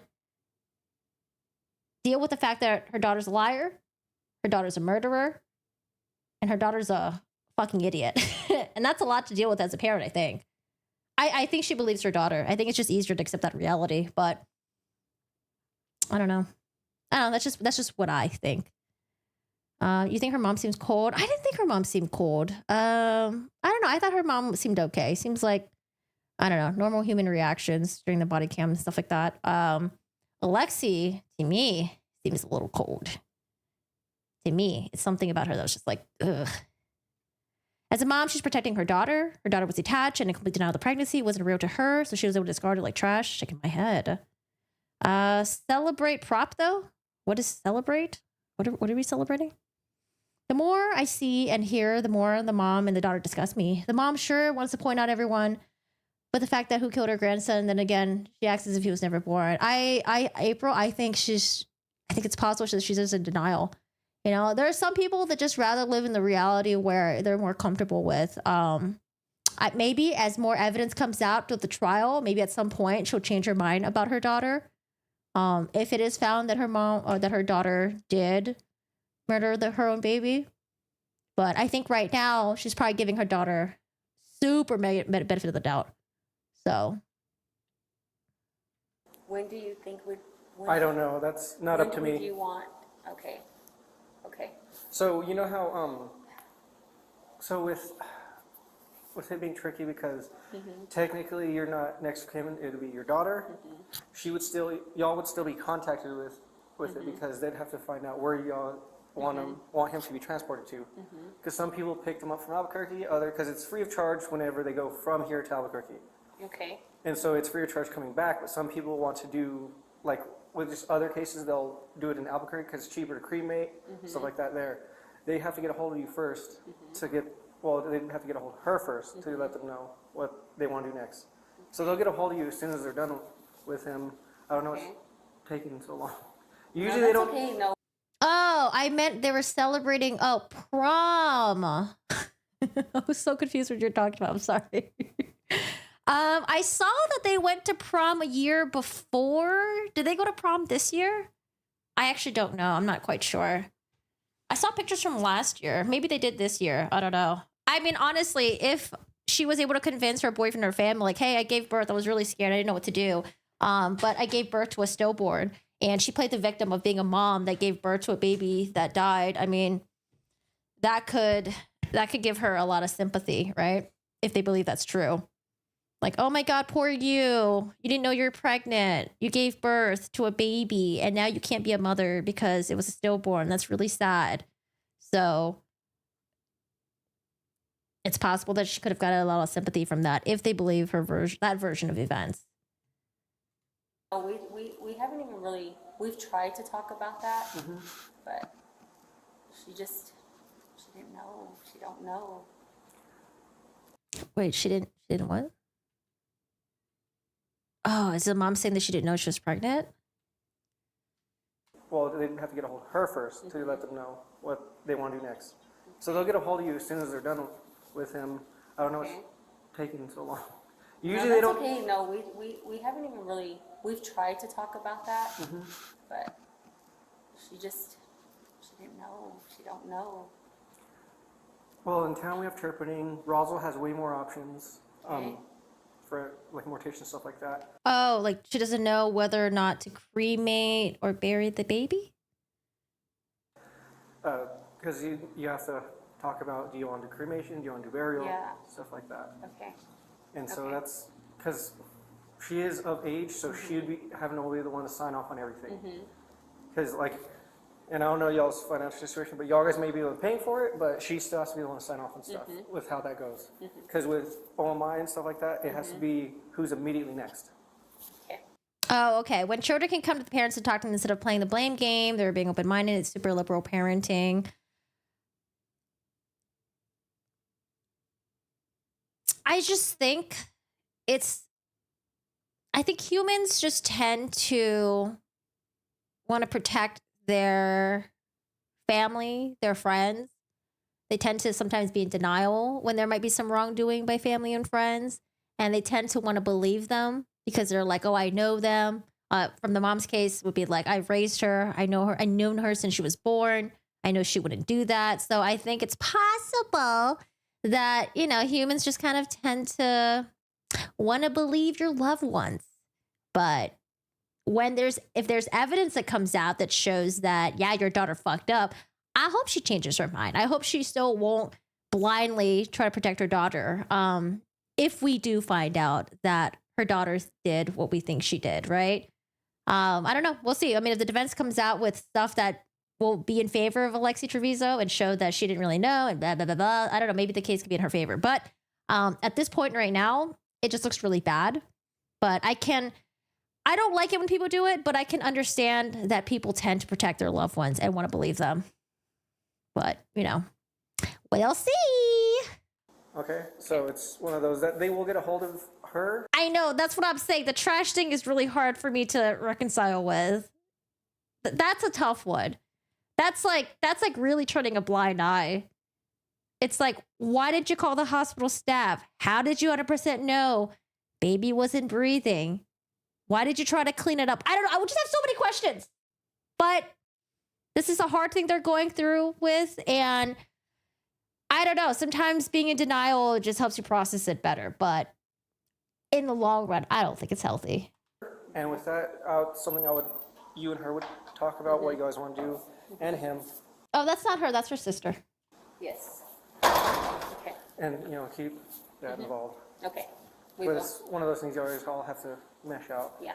Okay. We will do that. All right, we'll get it. But thank you so much. Get a hold of you tomorrow. Make Okay. sure. All right. Sounds good. All right. Okay, Thank you, see ma'am. tomorrow. Bye. And then, I don't know, like parents that are out there, right? Like, I'm sure there are people out there that are the best parents that they can be. And no matter how good of a parent you are, sometimes you just end up with a dipshit kid, and it's just maybe just not your fault. I don't know. Like, I know we want to place a lot of blame on the mom, but it is possible that maybe the mom just did everything she could and her daughter just really is just a dum-dum. And I don't know. I don't know. Because, like, her mom has other kids. Are they in jail for anything? I don't know. We don't know, right? But sometimes you just might have a kid that just, it's just nothing you can do, So I'm not really, I'm not, I don't want to blame the mom too much yet. I'll wait for more shit to come out. But, yeah, I don't know. There are things I will criticize about the mom, but I don't know. Just sometimes you just have a dipshit kid and it's just not really... Sometimes there's just so much that parents can just do,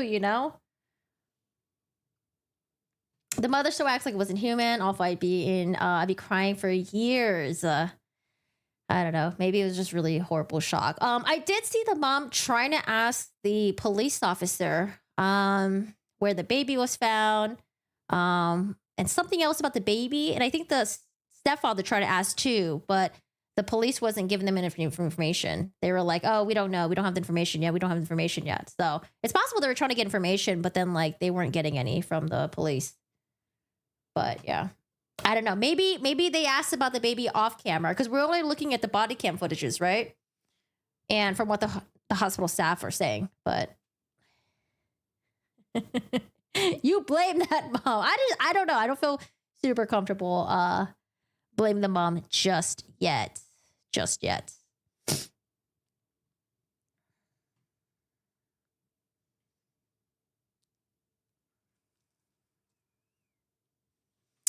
But yeah, I don't know. I do agree. I do see some of the blame game happening with the mom though.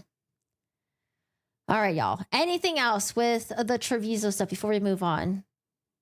Anything else you guys want to discuss about? Because the next case that we're talking about, oh my God, this one's wild. I was reading some stuff and I almost spit out my food. It was, I don't know. Do you guys remember the Jodi Arias trial where Jodi said that Travis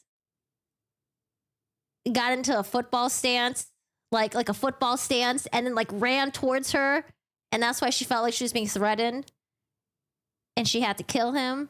Well, this next case, I was reading some of the events that had transpired from the ballerina's perspective, and it just didn't really make sense. Some of it, a lot of it just sounds kind of BS-y, and I wanted to share that with you guys.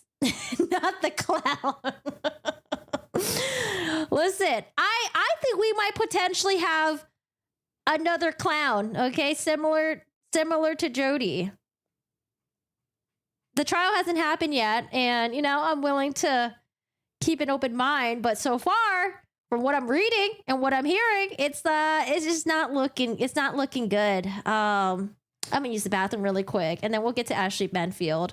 But her trial is coming up real soon. Oh, also, I think the Trevizo stuff, I think it's been pushed.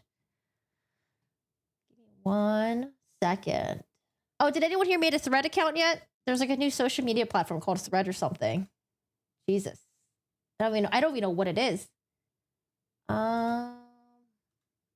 Cases, Trevizo. I think the Trevizo trial got pushed. Let me look it up really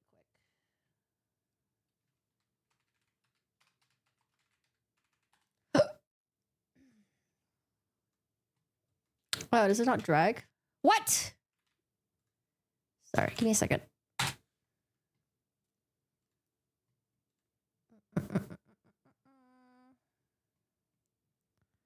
Accept.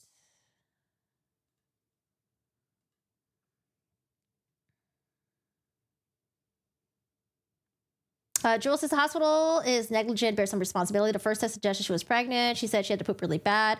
Had they looked, they would have seen that she was crowning. We'll see. We'll see what her defense comes up with. I don't know. I think blaming the hospital staff is going to be kind of not a good look. But hey, if they got something, we'll listen.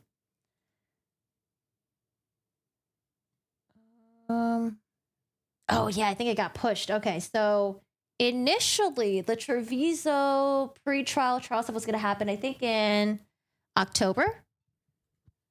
They probably asked for it. Yeah, they asked for a continuance in June. Continuance, and we got pre-trial. Oh, man, it's going to be like 1 year. Pre-trial in January 2024. Jury trial February 2024.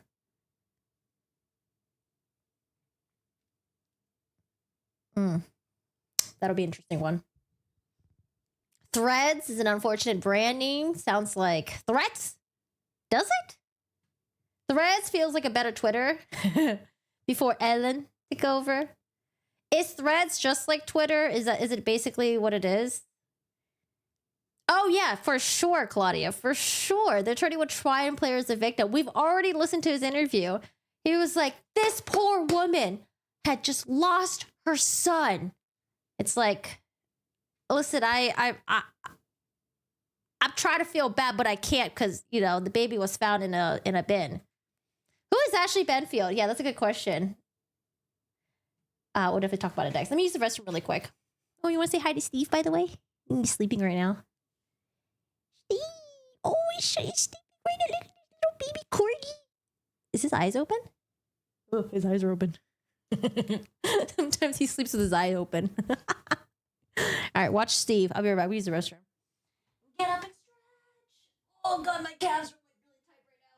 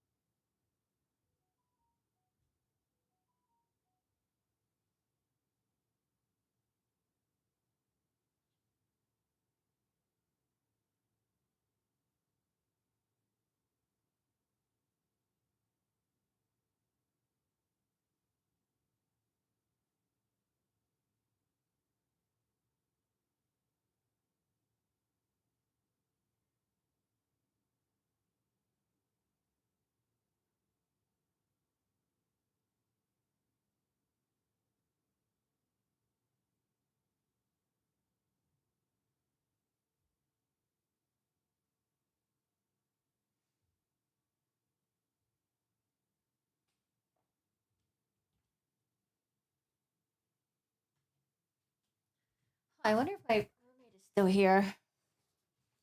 Boop, Steve. Boop. Boop the corgo. Oh, by the way, if you guys are new here, feel free to join the Discord community hangout spot. We have a true crime section. If you have any case you want me to look at, you can post it in there.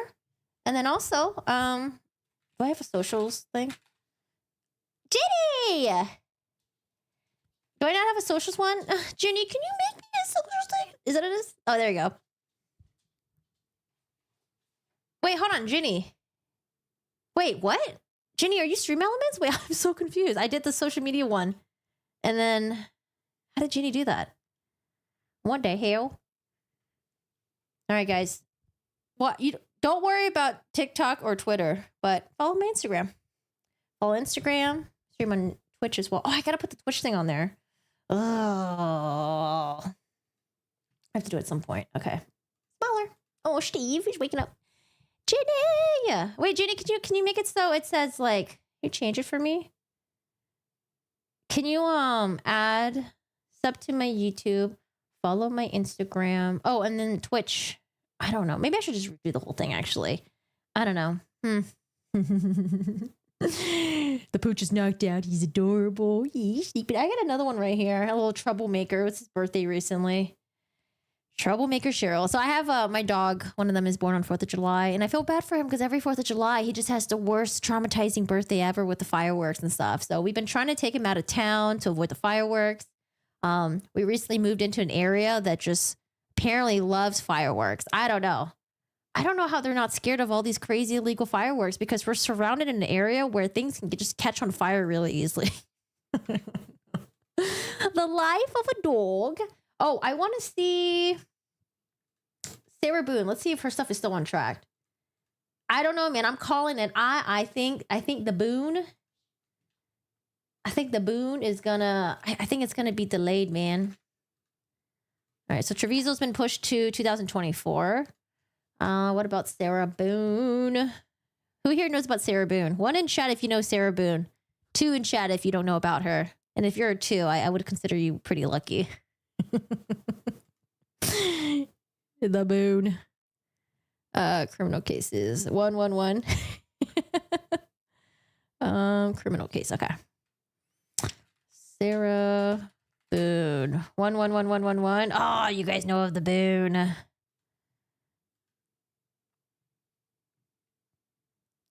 See, Sarah Boone. Open.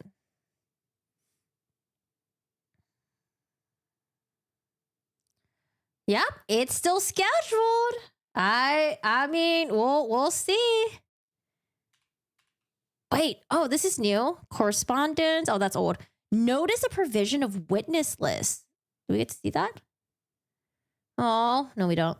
Comes down to state attorney by and through the undersigned assistant state attorney files a notice of provision of supplemental witness list, finding that on the date of the filing, The instant notice provision of supplemental witness list. The undersigned assistant state attorney electronically serve upon the defendant the list of names and addresses of all persons under the prosecutor to have information that may be relevant to any offense, charge, or any defense here, there too, or any similar fact evidence we present at trial under section da-da-da-da. Oh, wow. Okay. Just to let you guys know, Frank Bankowitz is her, I think, sixth attorney, and he tried to put in a motion to, I don't know, I think he tried to say there was like irreconcilable differences or something. He wanted to be her attorney anymore, and the judge was like, no, deny. Poor Frank Bankowitz. Poor Frank. All right, I don't know. It seems like things are moving along. We still have pre-trial conference July 11th. That's in 5 days. And then trial July 24. All right. Taylor Shabazz is going to be happening around the same time, but I don't know. That one's wild. I haven't read the arrest affidavit to you guys yet. That one's, I don't know. That's a yikes. I don't know how I'm going to be able to read that without getting demonoed. She will have 0 witnesses. Sarah Boone is a suitcase murder woman, right? Correct. Probably one of the worst.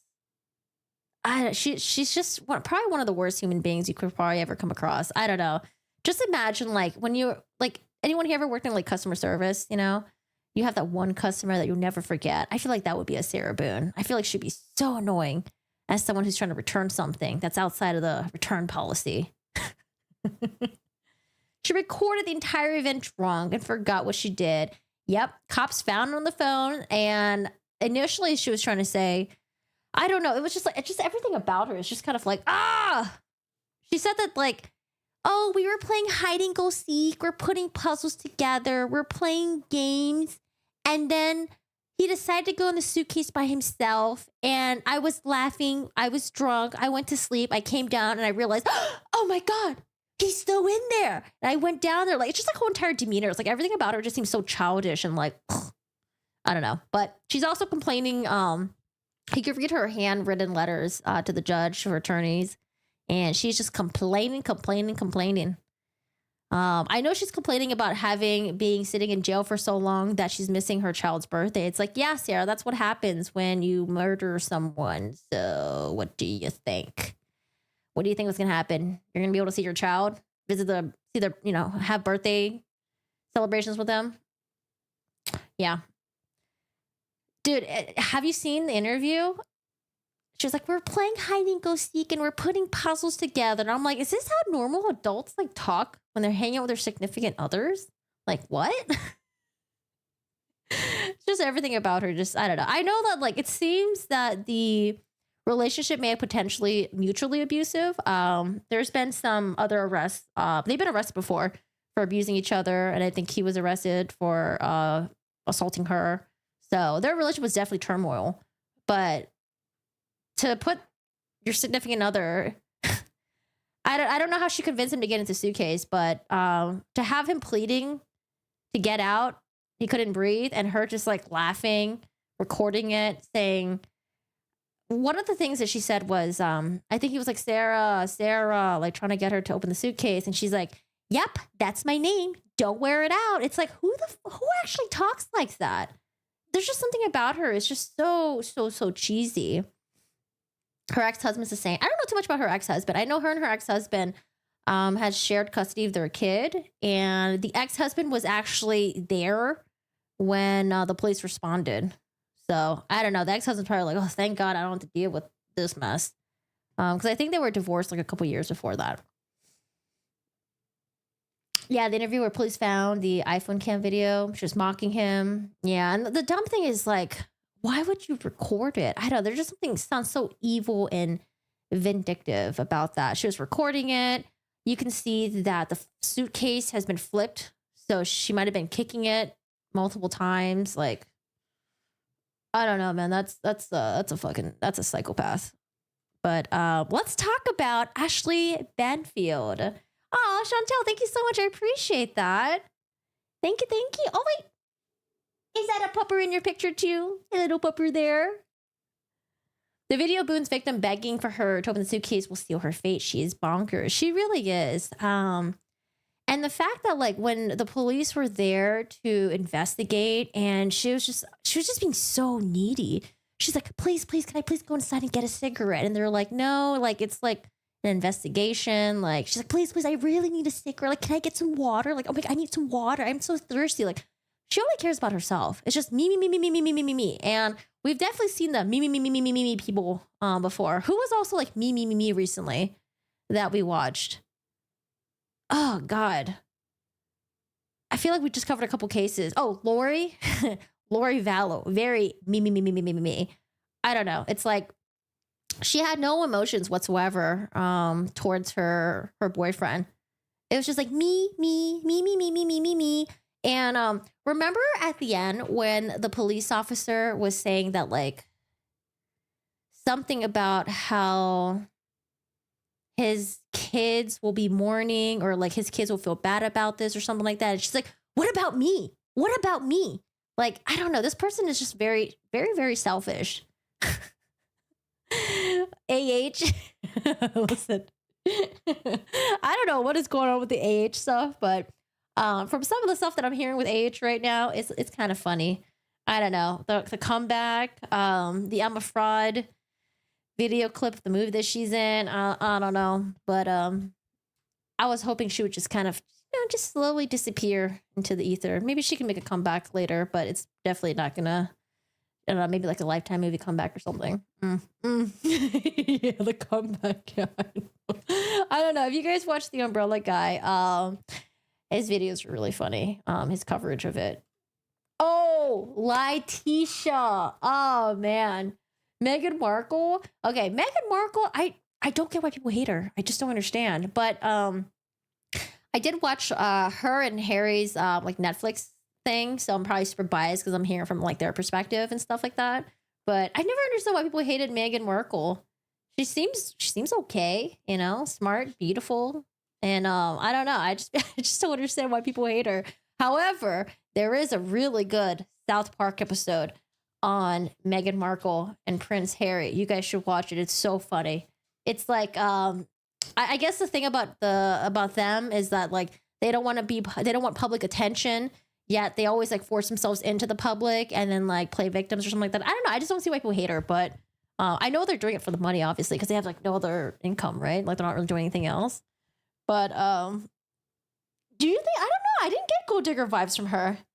Yeah, I did not get gold digger vibes. The royal followers have been enthusiastic at times. Markle's a monster. I don't know. I think she's okay. I really sympathize with her. But then again, I watched her documentary, so it's like heavily biased. Like I felt bad for her.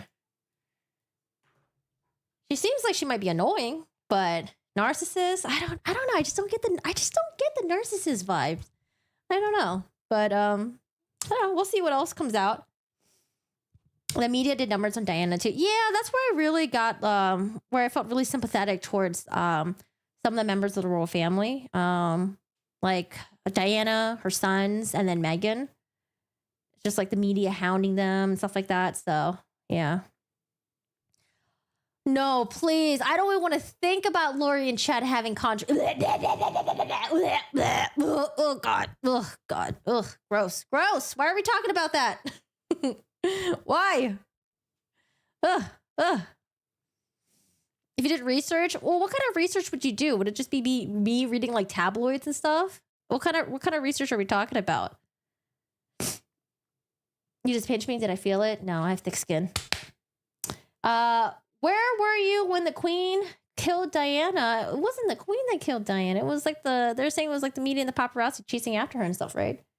I don't know. I was a kid and I remember being around family members and my mom's friends and they were crying.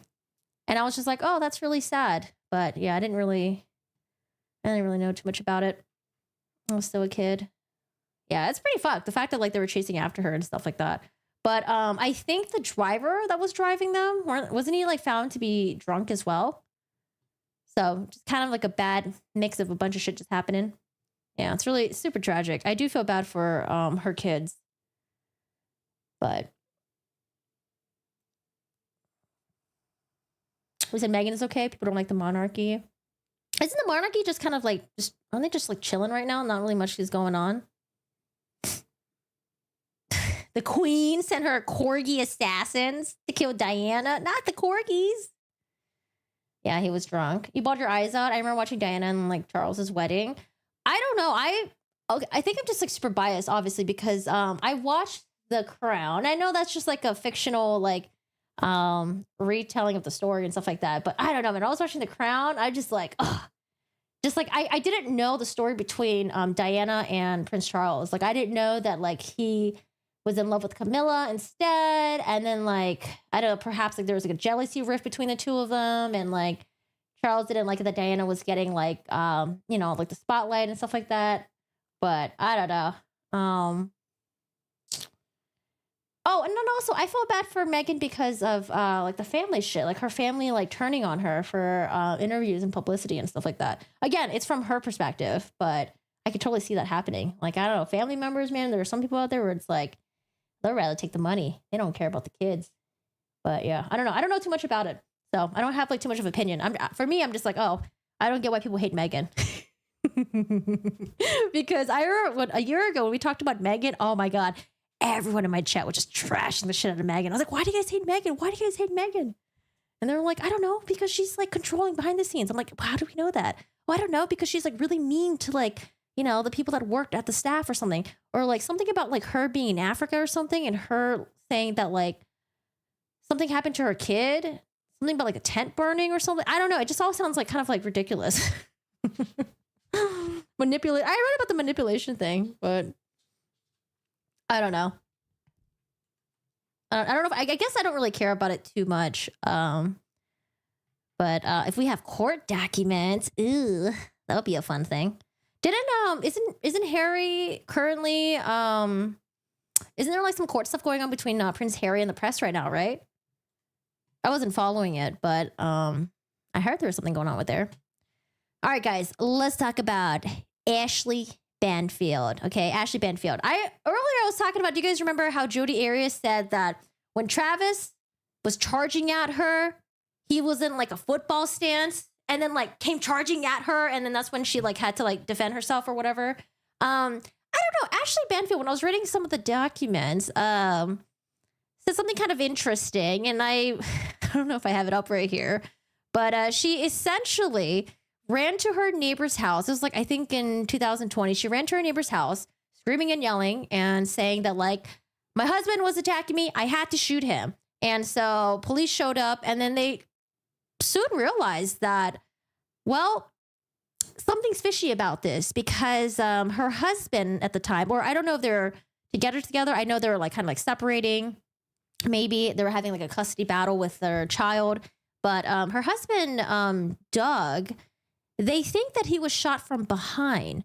So if someone was coming at you, you know, the bullets would come probably in the front of them, right? Because you're trying to like, you're shooting at them, they're coming at you, and you'll probably shoot them in the front of the body.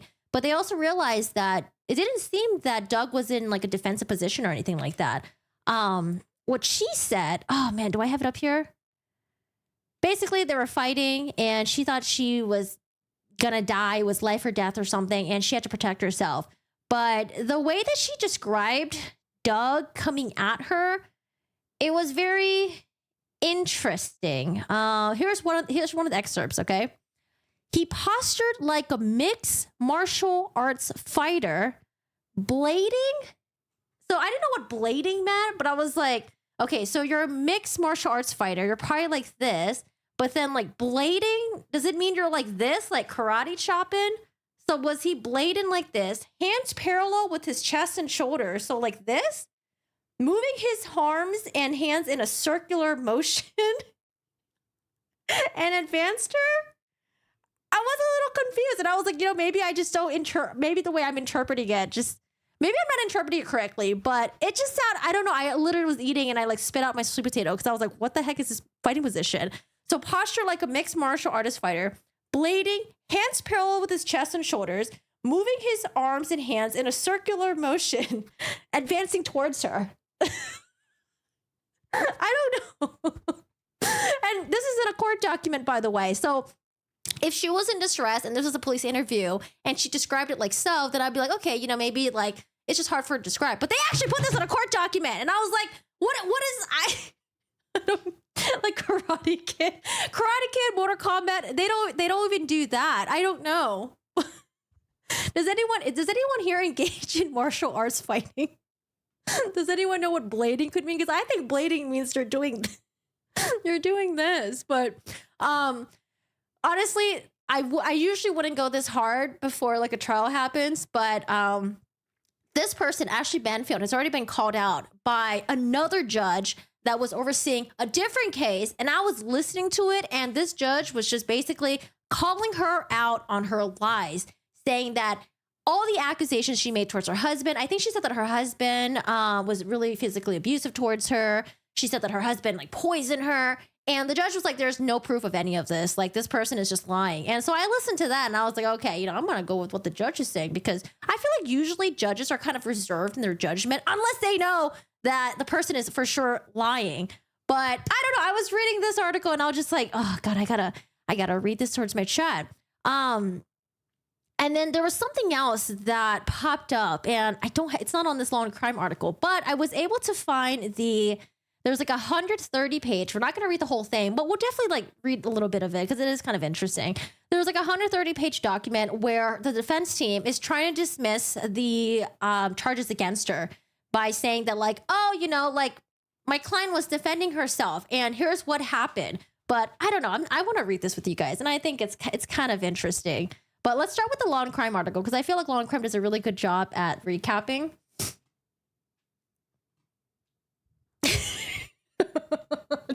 That's what I was thinking. I was like, man, I was thinking of Jody. I was thinking about some of the Amber Heard descriptions where I was just like, huh? What?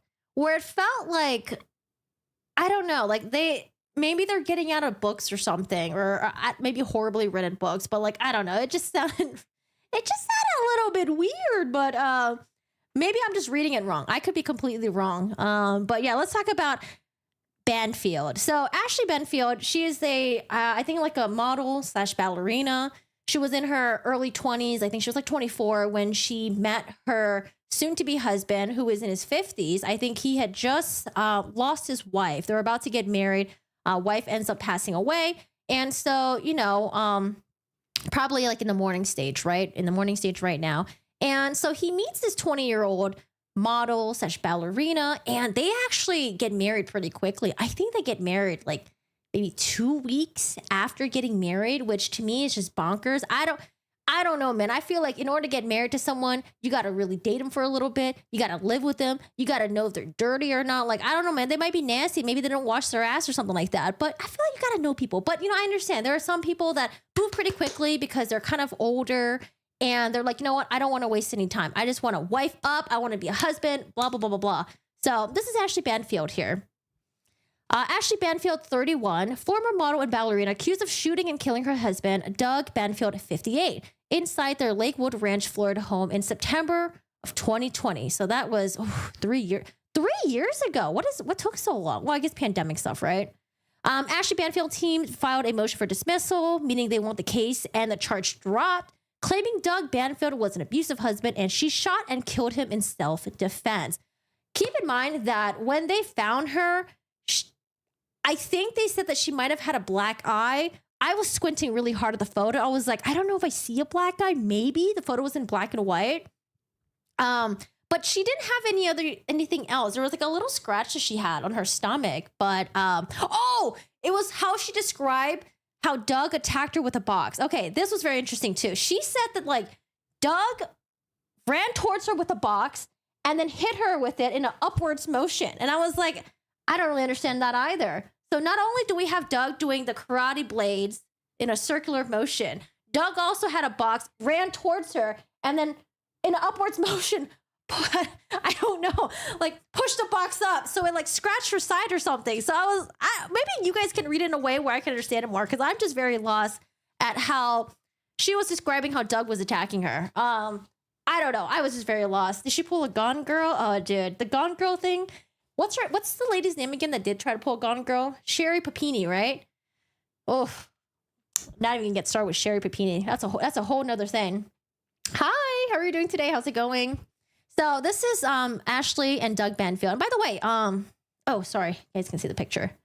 This is her right here. Honestly, she does not look like she's in her 20s. I would have thought she would look like someone who's like in her, I don't know, like 40s, but looks really good for her age. But 20s does not look like 20s to me. In 2016, they met. She was 24, model, ballerina. He was a widowed 54-year-old Navy veteran. 2 weeks after meeting, they were married. It's wild. Doug Benfield's first wife, Renee Benfield, died 9 months prior to their wedding from a heart condition.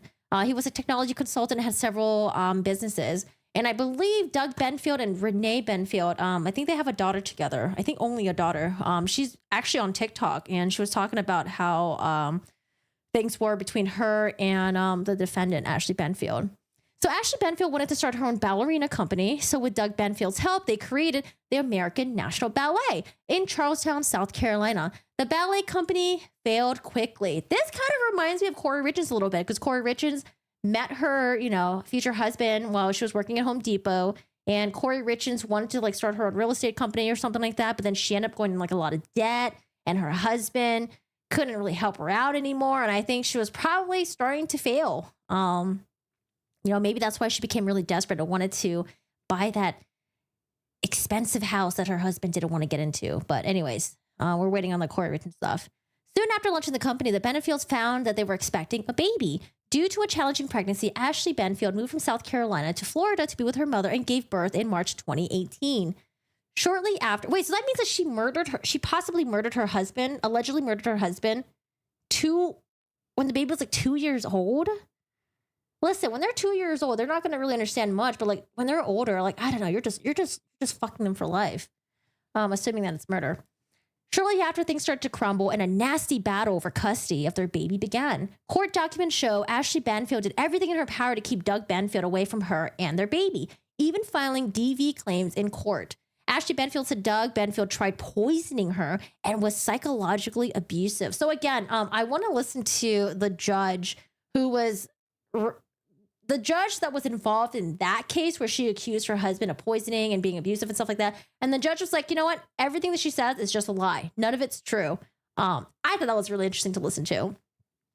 At the injunction hearing, the judge went on record advising that they did not find Ashley Benfield's story to possess a scintilla of truth. The murder. On September 27, 2020, dispatchers in Manatee County received a 911 call around 6 p.m. from a man who said his neighbor had just run over to his home yelling for help, claiming her husband had just attacked her, so she shot him. That neighbor was later identified as Ashley Benfield. First responders said it was clear the victim, Doug Benfield, had been shot at least 2 times in the master bedroom. A medical examiner report, one of the rounds entered the outside of his right leg and exited the inside of his right leg. Oof. The other round appeared to have skipped the right bicep and entered Doug Benfield's chest cavity from the right side. Based on the entry wounds on Douglas, it does not appear that he was facing Ashley when she began shooting. It does not appear that Douglas had taken any kind of defensive or combative stance. The medical examiner also confirmed after being shot, Doug Benfield fell to the ground. It appears that he may have struck his head on the way down, the court documents said. He did have an abrasion on the back of his head, which matched with the small patch of a disturbed drywall on the bedroom wall. 4 shots were fired.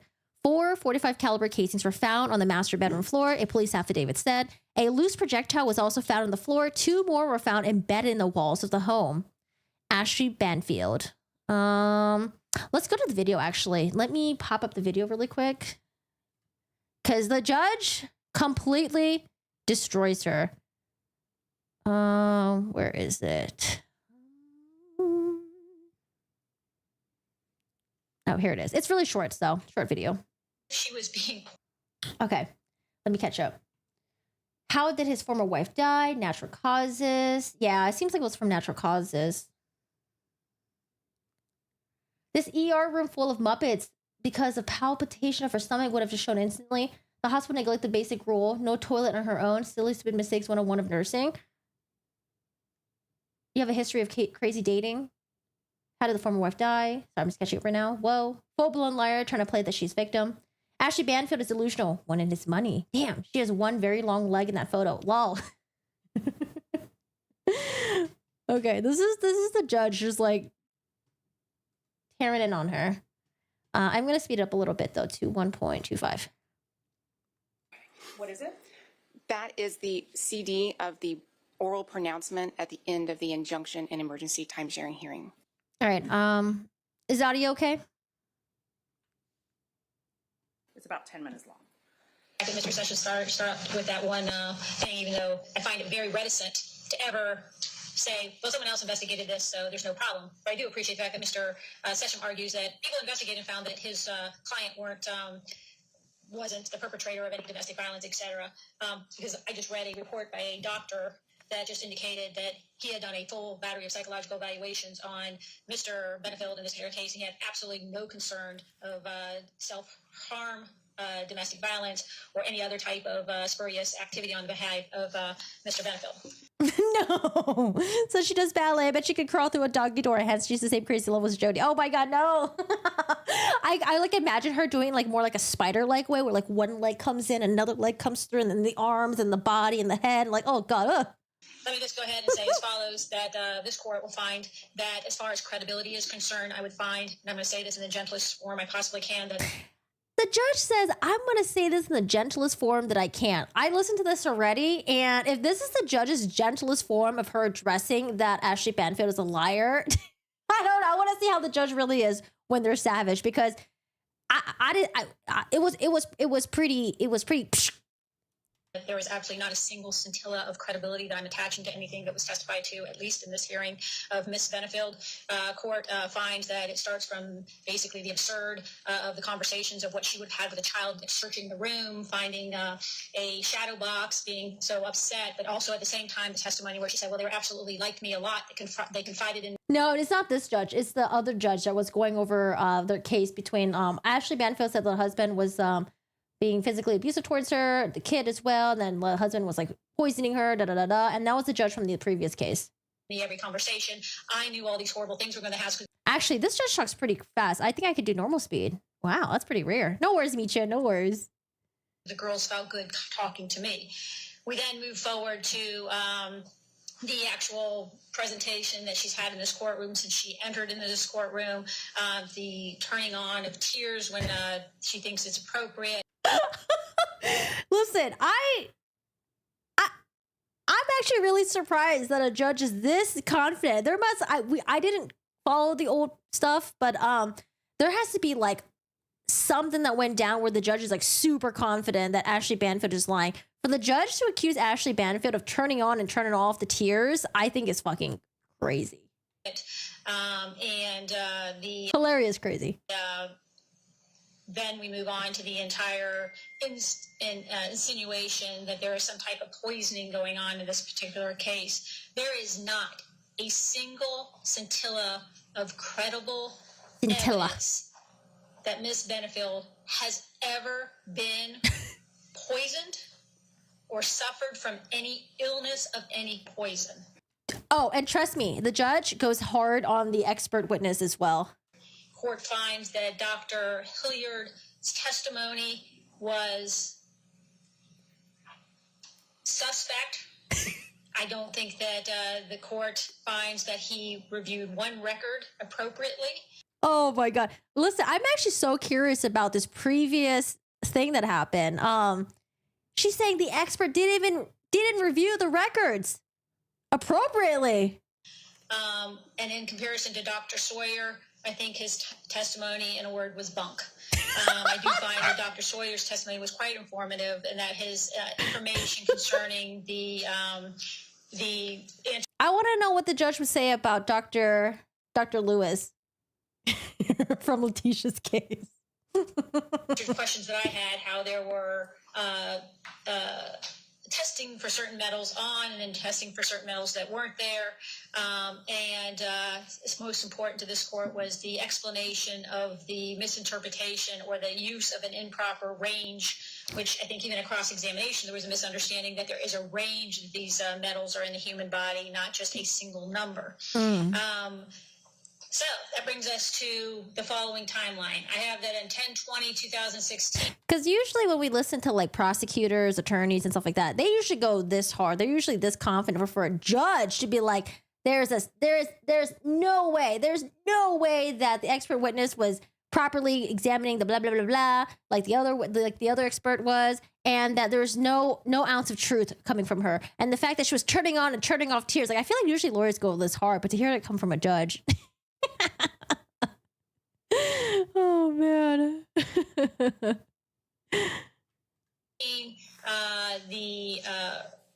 There's the respondent goes up there. They're at the respondent's home. Petitioner is up there. He's had back surgery.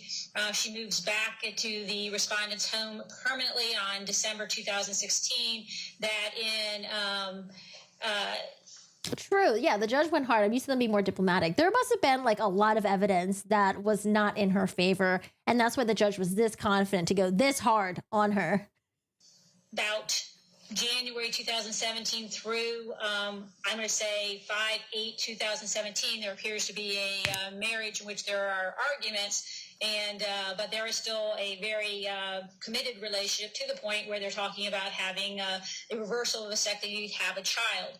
That on 5/8/2017, the clear evidence is that there is the vasectomy alteration or reversal. And that from that point, they begin to pursue having a child. The court will find there is one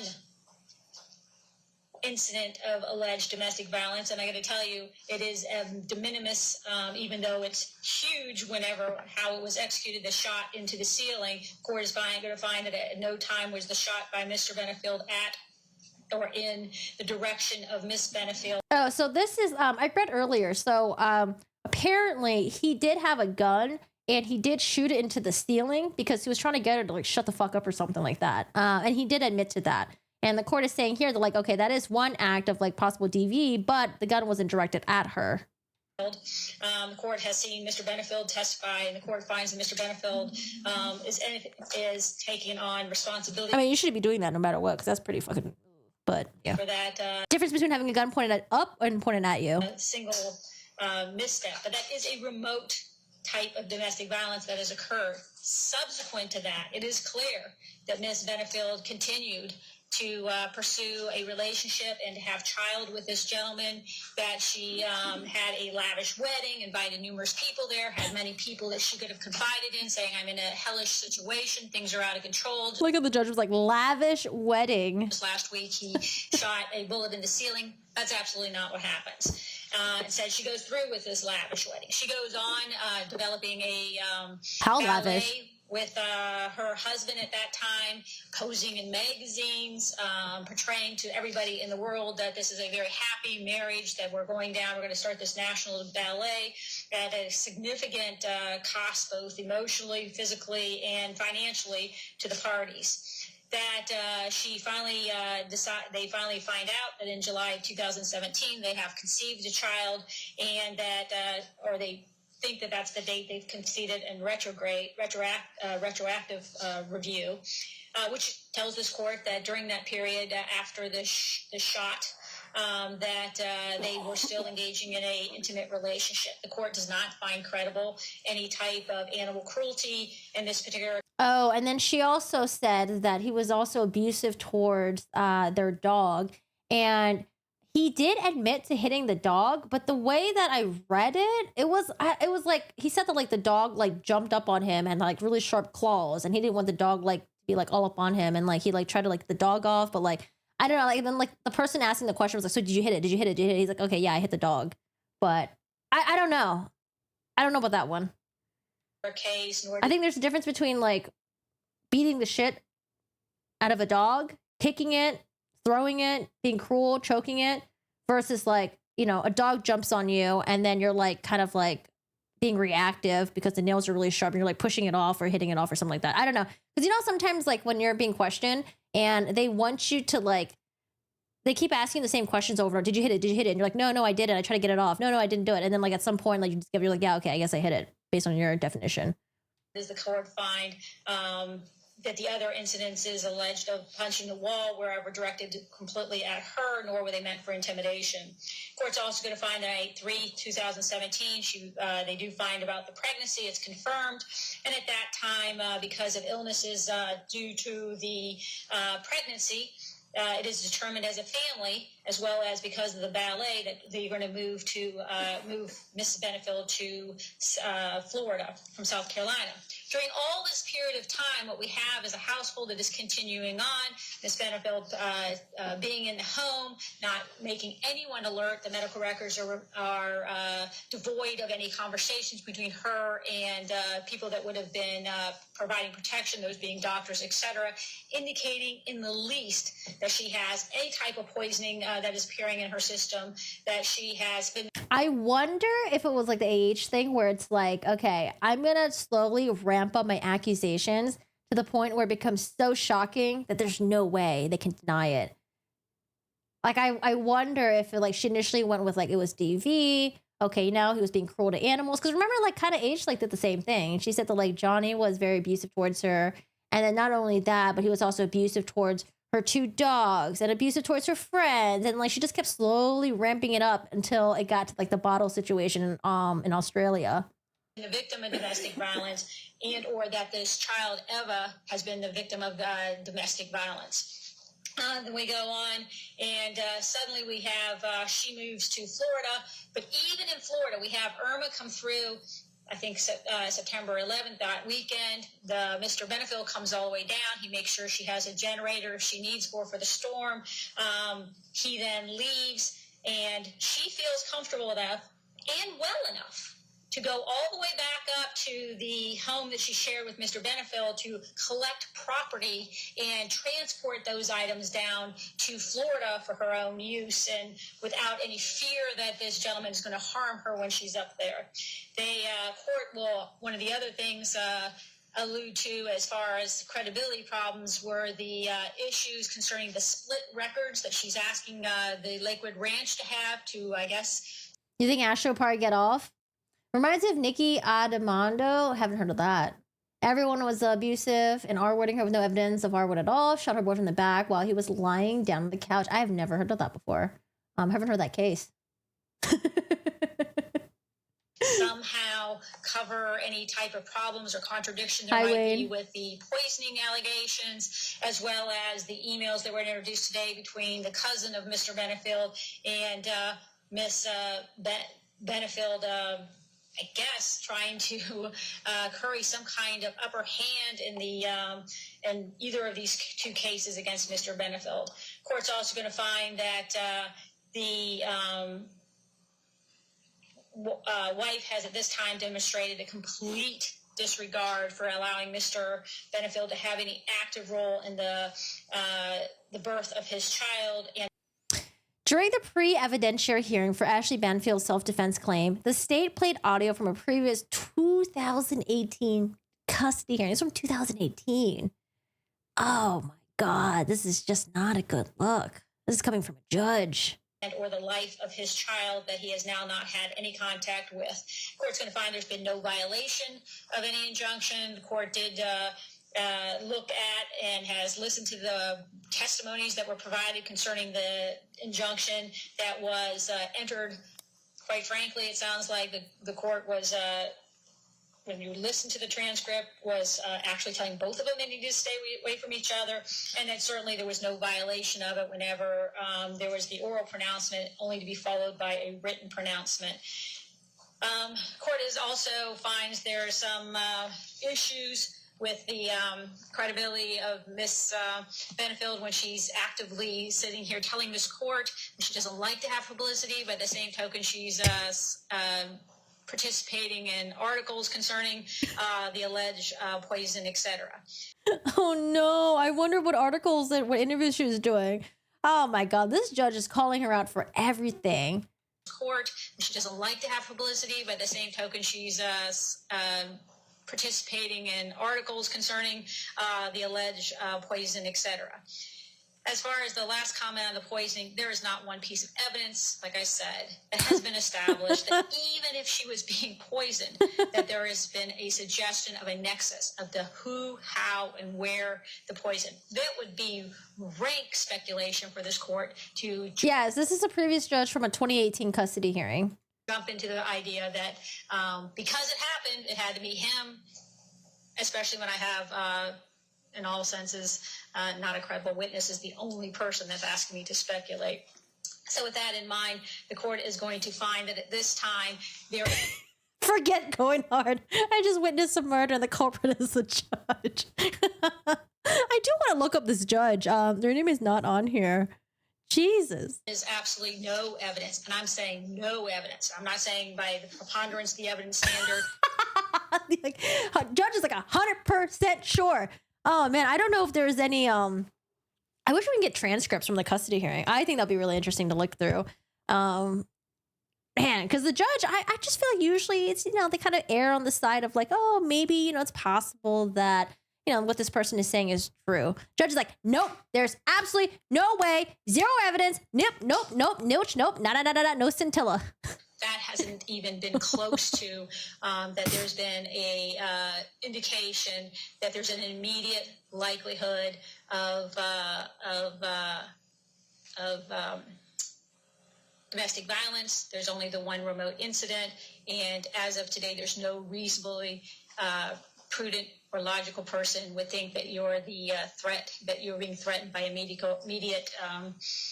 domestic violence. So for those reasons, the court is going to deny the request for an injunction in this particular case. Jesus. After the judge's ruling on, I do want to see her face. I want to see like how she reacts to that. Having to listen to all that all over again. Because having to listen to that in 2018, dude, that must have been a punch to the gut. Having to sit there in a courtroom right now for potentially allegedly murdering your husband and listening to that 2018 judge all over again, dude, I wish I could see her face. I'm just very curious what her reaction is like. injunction, which would be the defendant's motion. Did she make a ruling on your motions? Yes. And that was time sharing with the child? It was time sharing and Wait, is that the judge? Wait, is that the judge? parental responsibility. Okay. And what was the order, or what did the judge say Doug could do? There was a temporary time sharing schedule that was increasing in frequency and amount. So it started with the first day that he was going to be able to meet his daughter just a handful of days later. After a period of time of seeing her according to the schedule. Wait, is it her? It sounds like her. Wait, so I didn't pay attention to the beginning. I just went straight to the recording. Then it jumped up to weekend time sharing, overnight sharing. Then there was another jump. And so he was able to take his daughter back to South Carolina for time sharing. There was also... Hi, Beta. I believe I think this is the judge. Extended visits, maybe holiday related, but then the other main component of that order was with regard to shared parental responsibility. I know. I didn't want to grow her for her ugly person. You put that on the floor. Which again is the decision making. And Judge Moreland ordered that Ashley and Doug were to exercise shared parental responsibility so that they would have to confer and make a good faith attempt to agree on major decisions. Wait, is that the judge? Girl, look at her put on the floor. We were talking about the end of the hearing on September 17th, 2020, where Judge Moreland made a... Oh, okay. No, she's not the judge. Judge Moreland. Wait, unless she's talking direct. Maybe she's not talking to her. She's talking to the other judge. I can't see. Zoom out the camera a little bit. Oral order. Correct. She made an oral. Oh, okay. That's not the judge. Just kidding. Just kidding. It's just someone else. I thought it was the judge. Other than the ugly purse, though, she looks. Everything else looks good, though. Hair looks good. Blazer, necklace. Yeah, it's okay. Top. She looks good. That purse is just a little. I don't know. It reminds me of my like Guess days. You guys know that store Guess Marciano back in like 2002. Oh God, I used to pour so much money at Guess. Okay. So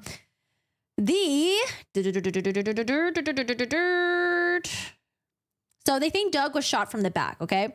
Ashley Benefield's arrest affidavit. A warrant for Ashley Benefield's arrest was filed after 6 weeks after the crime on November 4, 2020, charging her with second-degree murder with a firearm. The arrest affidavit presented the above facts of the case and confirmed when first responders tried to question her about what had happened, her legal counsel had already arrived at the crime scene. Very smart person.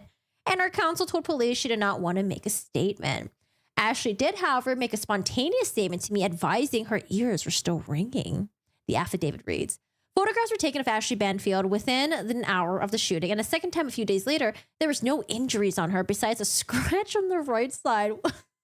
Is this from the box? It might be from the box. A scratch on her right side, said the detectives.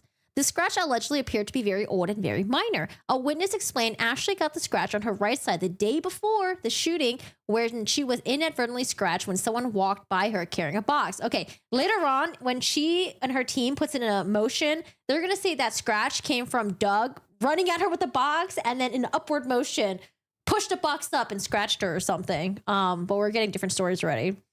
At the time of the arrest warrant was filed, prosecutors claimed numerous requests had been made to Ashley Benfield's legal counsel. Wait a second, where's the black eye? Wait, where's the black eye?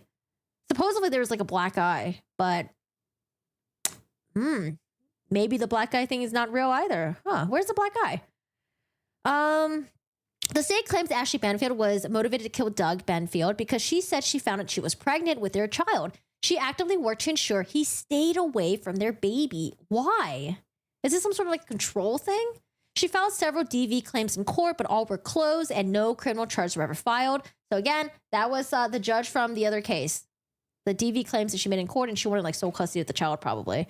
Based on the cases and Ashley's actions leading up to the murder of Douglas Benefield, it appears that the main focus of these complaints was to keep the child away from Douglas. The affidavit reads, It appears Ashley had exhausted all legal means of keeping the child away from Douglas before the shooting.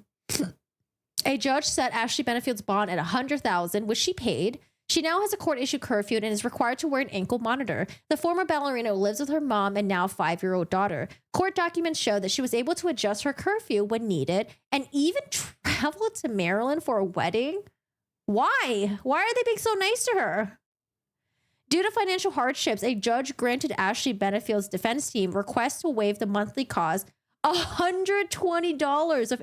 Wait, you have to pay for ankle monitor maintenance? $120? I actually did not know that. Jesus, $120? Yeesh. Motion for dismissal. Okay.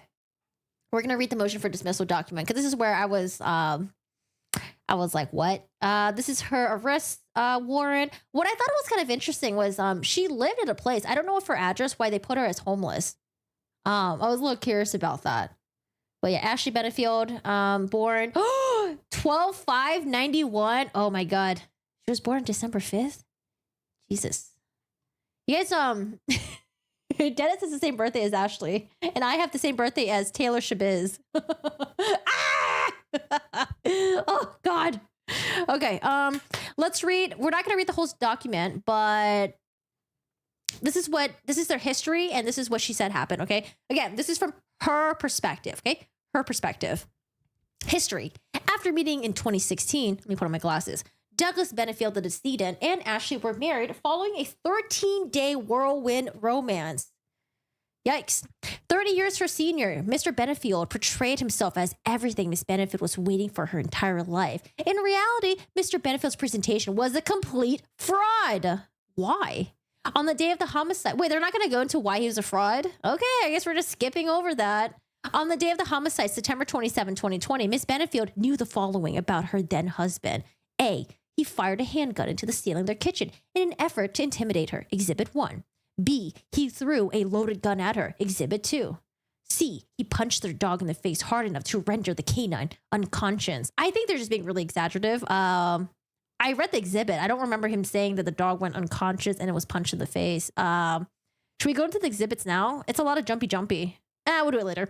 He regularly carried a loaded gun, concealed firearm. E, he unlawfully placed a tracker in her car, and Miss Benefield frequently observed him tailing her car. F, he was caught by a neighbor at night standing in her backyard and peering into Miss Benefield's home. G, he punched numerous holes in the wall of their home. H, his previous marriage had a history of DV. Perception. Following Ms. Benefield's initial departure from their marital home in Charleston, South Carolina on August 28, 2017, she returned to gather her belongings and moved to a home owned by her mother in Manatee County, where the homicide took place. It is not difficult, given the history detailed above, to appreciate and understand why Ms. Benefield feared her husband. Again, a judge already looked into all these issues and ruled that Ashley Benefield lied about everything in a very confident manner. She said there was no evidence, zero whatsoever. I mean, the judge could still be wrong, but I don't know. The judge must have got some really good details that gave her that much confidence to rule that and to say it publicly. It is not difficult given the history, blah, blah, blah. I already read that. While physical conditioning played a large role in Miss Benefield's career as a ballerina, she was no match for Douglas Benefield. In sharp contrast to Miss Benefield's lithe structure, Mr. Benefield was a former naval officer, admittedly skilled in hand-to-hand combat, who stood 5'9", weighed 169 pounds, and was in prime shape. Okay, here are some pictures of Doug Benefield. All right, he's in shape, good shape. All right, got him doing push-ups right there. Also, I feel like whoever wrote this, it just doesn't feel like this was written by a lawyer. Like, I feel like when I read legal documents, you know, motions to blah, blah, blah, blah, I feel like the way it's written, usually it just sounds so much... I feel like I wrote this, and I'm not good at writing. Like, I literally feel like I wrote this. We need, like, Ben Chud level of writing, okay? This is like, I feel like this level of writing, like, who wrote this? How old was he? He was in his 50s. She in her, well, I think she's like in her early 30s now. So when it happened, probably in her late 20s. But yeah. Money grabber? You think so? 5'9"? Yeah, I don't know. They're like 5'9", 169 pounds. It's like, okay, you know, okay. But here's pictures of him with muscles. All right, guys, fear the muscles. During the relationship, the deceased frequently represented to Miss Benefield that he worked for governmental agencies such as the CIA, was a technical expert in advanced classified fields that required a security clearance. Oh, is this where the fraud comes in? And trained in both active and retired special forces in hand-to-hand and close quarters combat at a secret location the United States called the Ranch. Moody and unpredictable. This is like, I feel like this is like, who wrote this? This is like a novel. Moody and unpredictable. He would all too frequently vacillate between calm and rage. Miss Benefield never knew that, I feel like I'm reading a novel right now. Miss Benefield would never know that what would set him off. He would often tell Miss Benefield, you haven't seen the warrior side of me and you never want to. Okay, maybe he has said that before. I don't know. That's kind of cringe. Homicide. On Sunday, September 27, 2020, the deceased arrived at Miss Benefield's residence driving a U-Haul truck at approximately 5:30 p.m. Miss Benefield resided at with her minor daughter and mother, Alicia Byers. In the weeks preceding the incident, Miss Benefield, her mother, and daughter were preparing to move to Maryland. Mr. Benefield had taken a temporary local apartment. He too was moving to Maryland. Look at that. How often do you hear about a father taking up and moving so they can be closer to their kid? You know, usually what dads kind of do, they move away from their kids. I know my dad did. Although it was made clear to him, and he understood, the parties would not be cohabiting upon their arrival at a new destination. Material facts. 1. As the decedent arrived, Miss Byers and the minor child were leaving their residence to walk the neighborhood splash park. Maybe she wasn't happy that...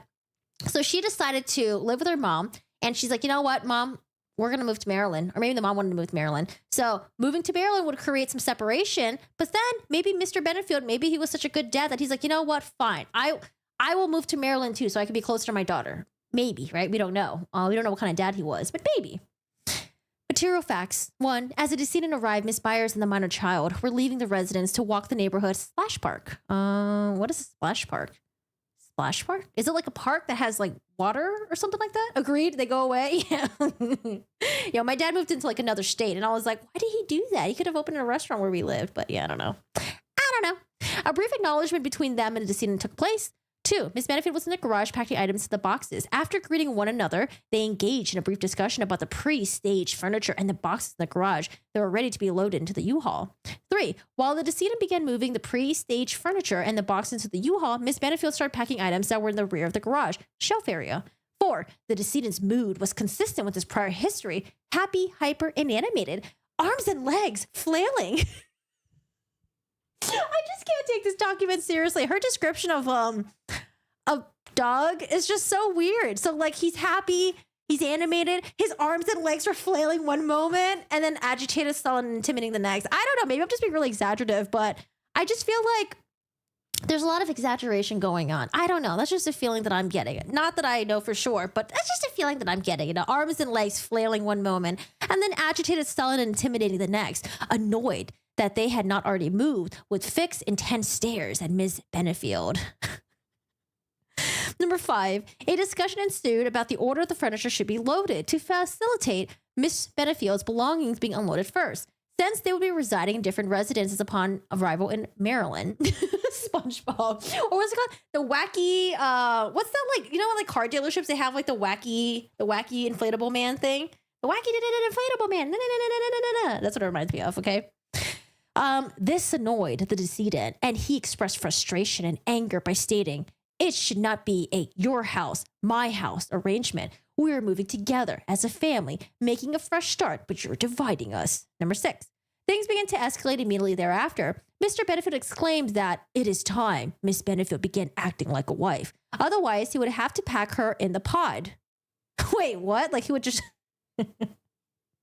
You know, I think the pod is one of those things where it's a square U-Haul thing. You pack all your shit into it, and then a truck like hauls it, or like a car hauls it. So he threatened to pack her into the pod. And anaerobic, non-mobile. So anaerobic means like what? Like no oxygen or something? Non-mobile secondary container ranging in size from 8 to 16 feet, used for storing and or moving inanimate objects by a flatbed truck. Okay. In short, non-survivable transportation. That's why they threw in the anaerobic in there. Okay. Miss Benefield clearly took that as a threat in retaliation for her lack of submission. It was a refrain Mr. Benefield had echoed before on several occasions when he would remark, "If you do not cooperate, I will ship you in the pod, and you won't like it because it'll be very hot and slow. If you're going to be difficult, you're going to go the slow way to Maryland."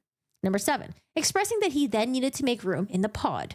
The deceased was not dissuaded by Miss Benefield telling him the pod was full, packed to the brim. Instead, he attempted to gain access to the pod and found it to be locked. He demanded the key, insisting that he needed to make room in the pod. Miss Benefield denied having the key or knowing where her mother put it. The decedent continued to insist that Miss Benefield unlock the pod to like shove her in it. Number 8, Miss Benefield's inability to provide the deceased with the key to the pod angered him. Confronting Miss Benefield, the deceased moved in close, cross arms, and glared at Miss Benefield.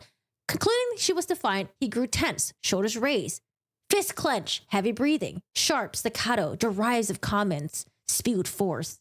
I feel like I'm reading a novel. Who wrote this? As in South Carolina, Miss Benefield was concerned for herself for safety and wanted to avoid antagonizing the decedent. Miss Benefield attempted to de-escalate the situation by redirecting the conversation and calm him by speaking softly and positively. He would have none of it, and in an effort to protect herself, she moved away from him to the rear of the garage and resumed packing. Critical mass. Number 9. Her efforts had been rejected. The deceased responded by growing increasingly aggressive and threatening. The decedent begins to hover over the top of Miss Benefield in an intimidating manner while she was bent over, packing boxes in the garage. Fist clench, arms jiggling. I really do want to know who wrote this. Fist clench, arms jiggling. How would you, in your head, how would you picture this? So she's packing, he's standing there getting more and more infuriated. The key is not showing up, and his fists are clenched and his arms are jiggling as he's ready for physical contact. Jiggling? Like how? I don't even know who I don't know. Whoever wrote this is a complete drama novel. Listen, whoever wrote this probably took her word for it verbatim, but I felt like they should have, like, I don't know, cleaned it up a little bit so it sounds a little bit more believable. Arms jiggling as if ready for physical contact. Miss Benefield felt that he was going to lash out. In an effort to extract herself from the situation, she attempted to dissuade the deceased to leave by remarking very gently that she was exhausted and was finished for the day. It fell on deaf ears. Mr. Benefield acknowledged her comment, but kept packing and loading. 10. Afraid of commanding to leave in an effort to put even more distance between them, Miss Benefield left the garage and entered the house, where she continued to pack boxes and move them into the garage. Jesus. Number 11. Assault and battery. While walking through the living room, the deceased body checked Miss Benefield. What is that? Like you bump into someone, right? Approaching Miss Benefield in the kitchen area instead of going around her. The decedent's shoulder, chest, arm made contact with Miss Benefield. Anxious, but nonetheless caught off guard. I have a question. Why didn't she have a friend there with her? If this guy has a history of being abusive, like she claims, poisoning her, punching the dog, being abusive towards her kid. Why did she not have someone there with her while they were packing? Or why not just hire a moving company to pack their stuff? I don't know. I think like she must have at least one friend, or at least have the mom be there. Right? Like, I feel like you would just have someone there because you don't want to get, you don't want to get your butt beat. I don't know. This looking kind of fishy. Anxious but nonetheless caught off guard, the contact was sufficient to cause her to lose her footing, stumble, and almost fall. She could not help but notice the deceased was mumbling under his breath and clearly hostile. Scared, Miss Benefield realized the pattern of contentious behavior towards her was escalating quickly. Number 12, again while in the garage, emphatically exclaiming she was done for the day and wanted to continue the following day, the deceased, while facing the laundry room, and Miss Benefield, while facing the opening of the garage, made physical contact, body check with Miss Benefield, while grumbling about the delay and her being difficult.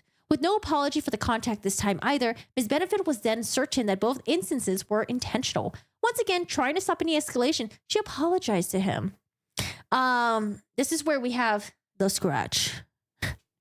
Finally, while Miss Benefield was entering the house from the garage, the decedent was heading into the garage from the residence. The two met in the hall while the decedent was holding a medium-sized assembled cardboard box. Miss Benefield stepped to the right, and the deceased deliberately drove the box into Miss Benefield in an upward motion.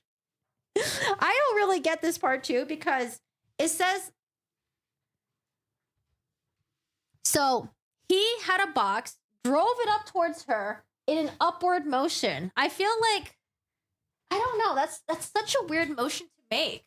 So you'd be like, you have a box. Yeah. Sorry, Cheryl. Like, you have a box, drive it towards someone, and then you like,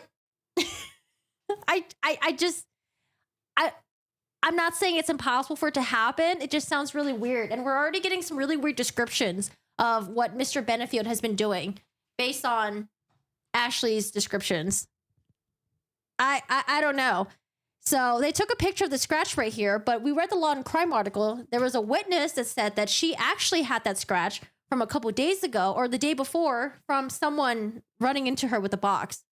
So I wonder if she was just taking that incident and trying to apply it to this one. But it's just a little tiny scratch right there. Not the cardboard box attack. All right, 14. After again ignoring her entreaties to finish, okay, last chair, last table. In a final effort to rationalize ending the day's activity, Ms. Benefield entered their child's bedroom to show decedent there was little left to pack and move. Standing in the doorway to the child's room, the decedent blocked Ms. Benefield's exit while puffing his chest, clenching his fists, and glaring at her. Trapped and frightened, she backed up further into the room to put some distance between them, but sensed an attack was imminent. At that point, Miss Benefield shouted. So basically, all that's happening right now is they're packing. He's getting frustrated that the packing is happening slowly. And she's doing everything she can to assuage the situation, to calm his anger, being really polite towards him. And he just keeps aggressing. And he's getting more and more mad. But there's no words that are being exchanged or anything. And then all of a sudden, he rams her with a cardboard box, driving it upwards, and she's like not responding, and he's just getting madder and madder and clenching his fists and puffing his chest and glaring at her. At some point, this is where he decides to attack her.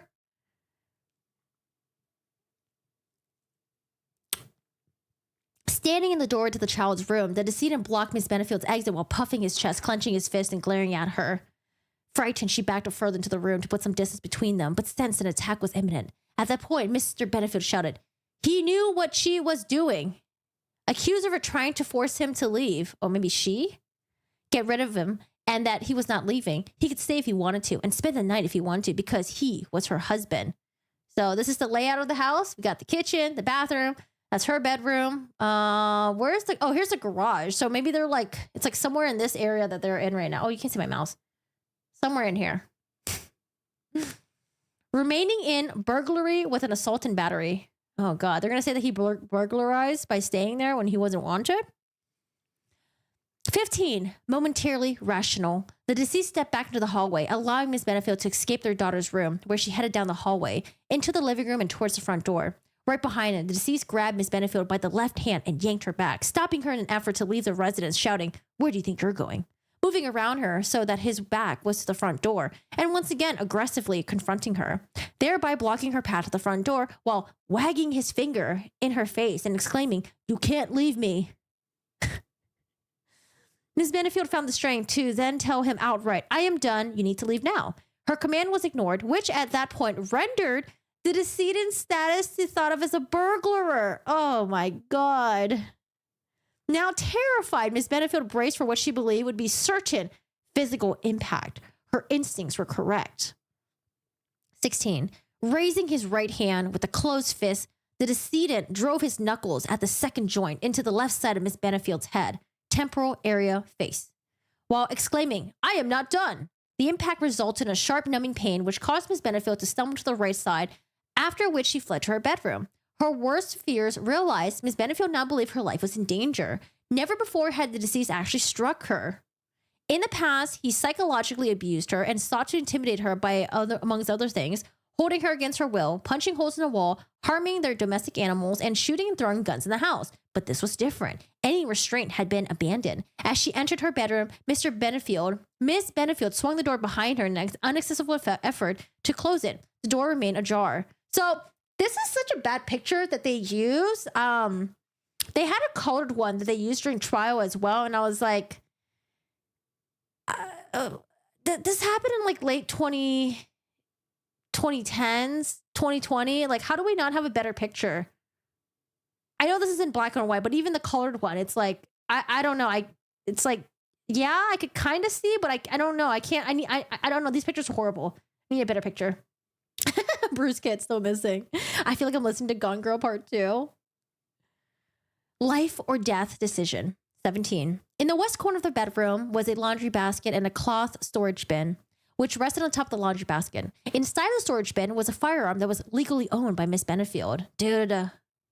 Miss Benefield retrieved the firearm.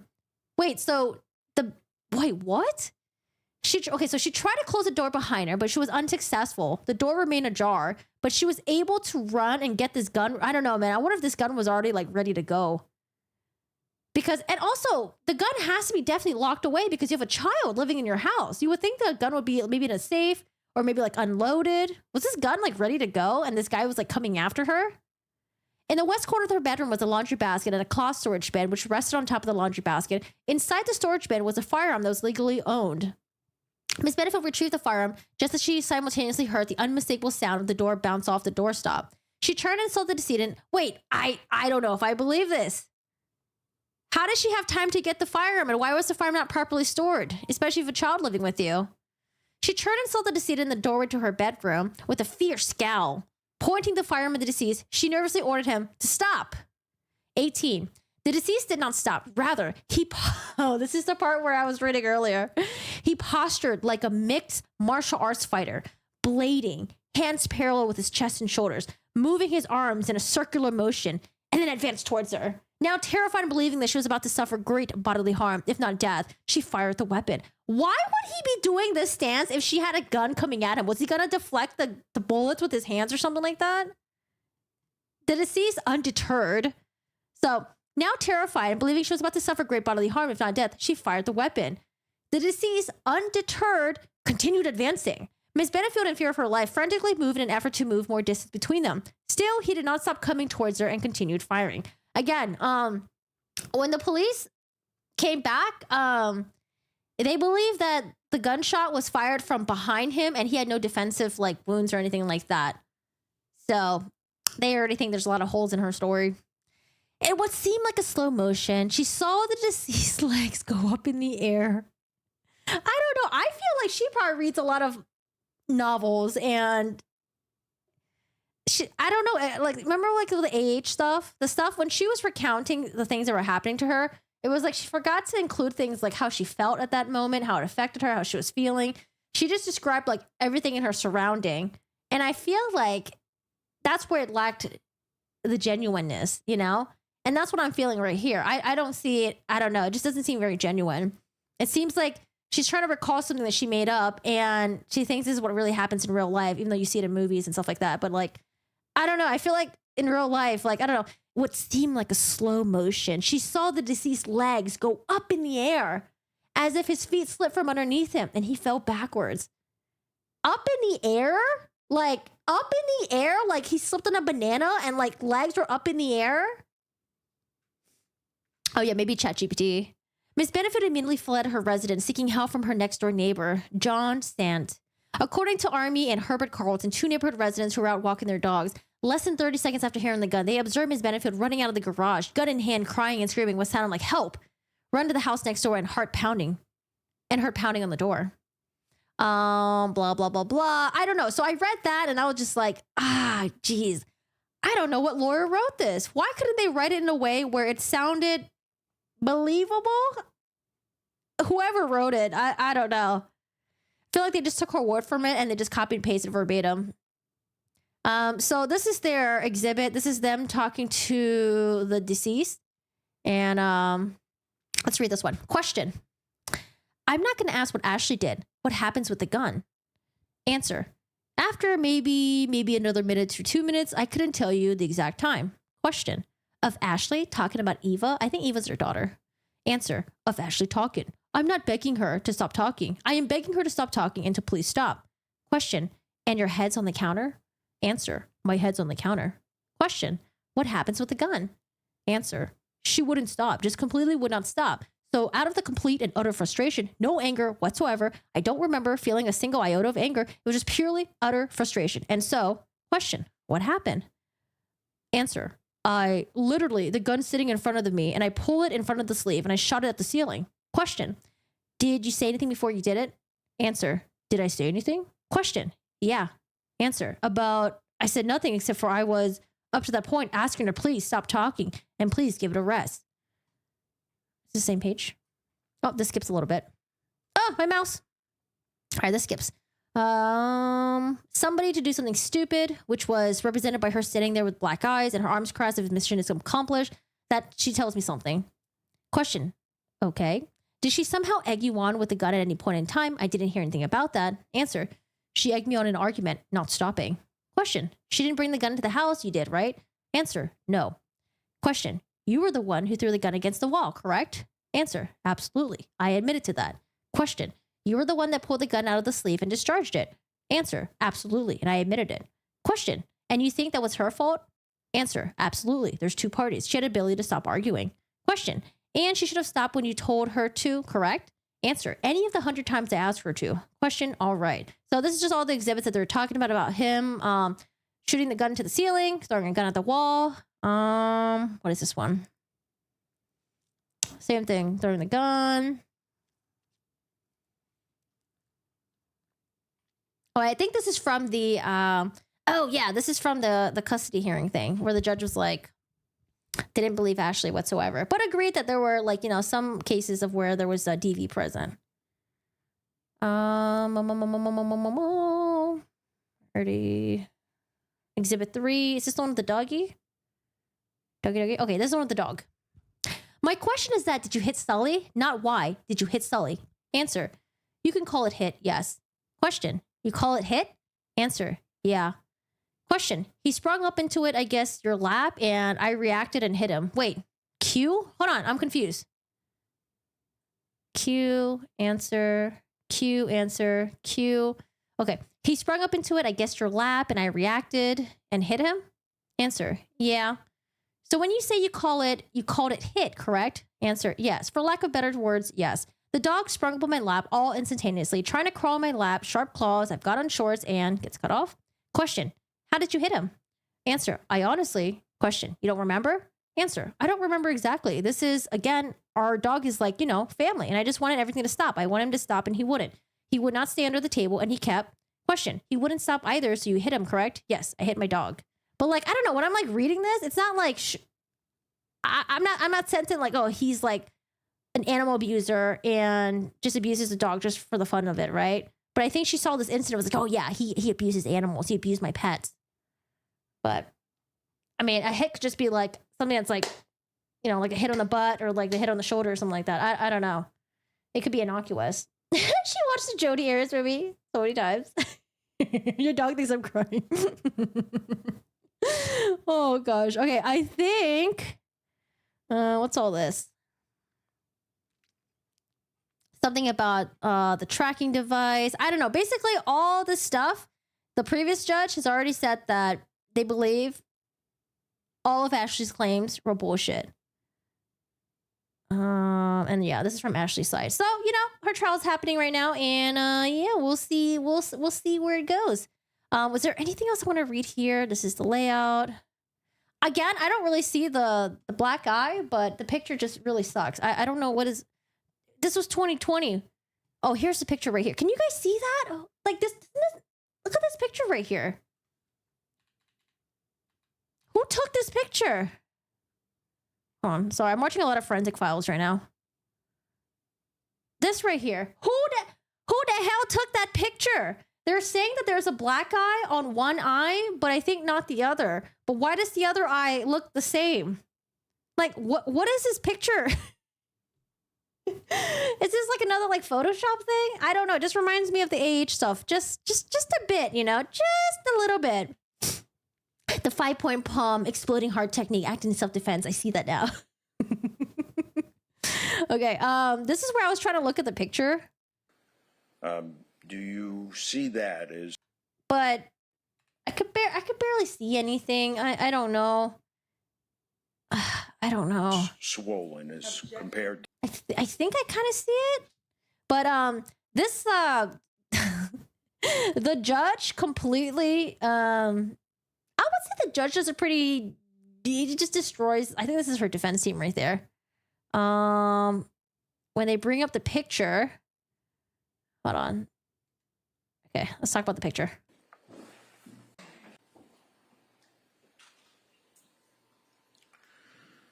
Crime scene photos were presented in the court Thursday during former ballerina Ashley Benefield's pre-evidentiary hearing. The photos show a bloody bedroom with multiple shell casings marked with evidence markers. Defense also presented photos showing Ashley with a swollen cheek and swollen eye. Ashley's been charged with second-degree murder of her husband's death. She claims she shot Doug Benefield in self-defense.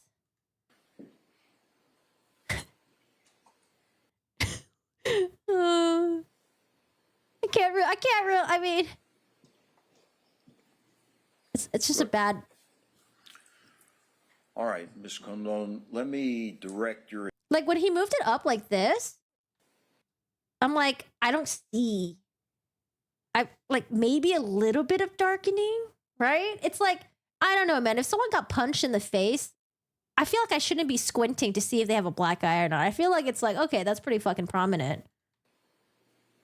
I'm squinting hard. Good. All right, Ms. Condon, let me direct your attention to the exhibit that is now up on the Elmo. I want to ask you, with respect to Ms. Benefield's left side of the face, specifically the left eyelid, does that appear to be the same size as the eyelid on the right, or does it appear to be swollen? Objection. Yeah, I'm going to sustain. I mean, I can see that for myself. The judge. I mean, like, if I could kind of see what he's talking about, but like, I don't know. I don't need the witness to narrate what the evidence is, unless there's something specific that you want to draw out about it. But No, that's fine. The only other question I was going to ask was about the left cheek, Your Honor.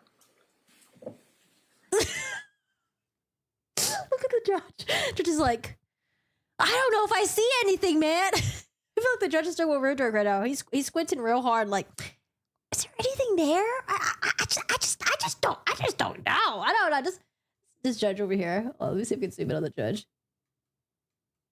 He said what?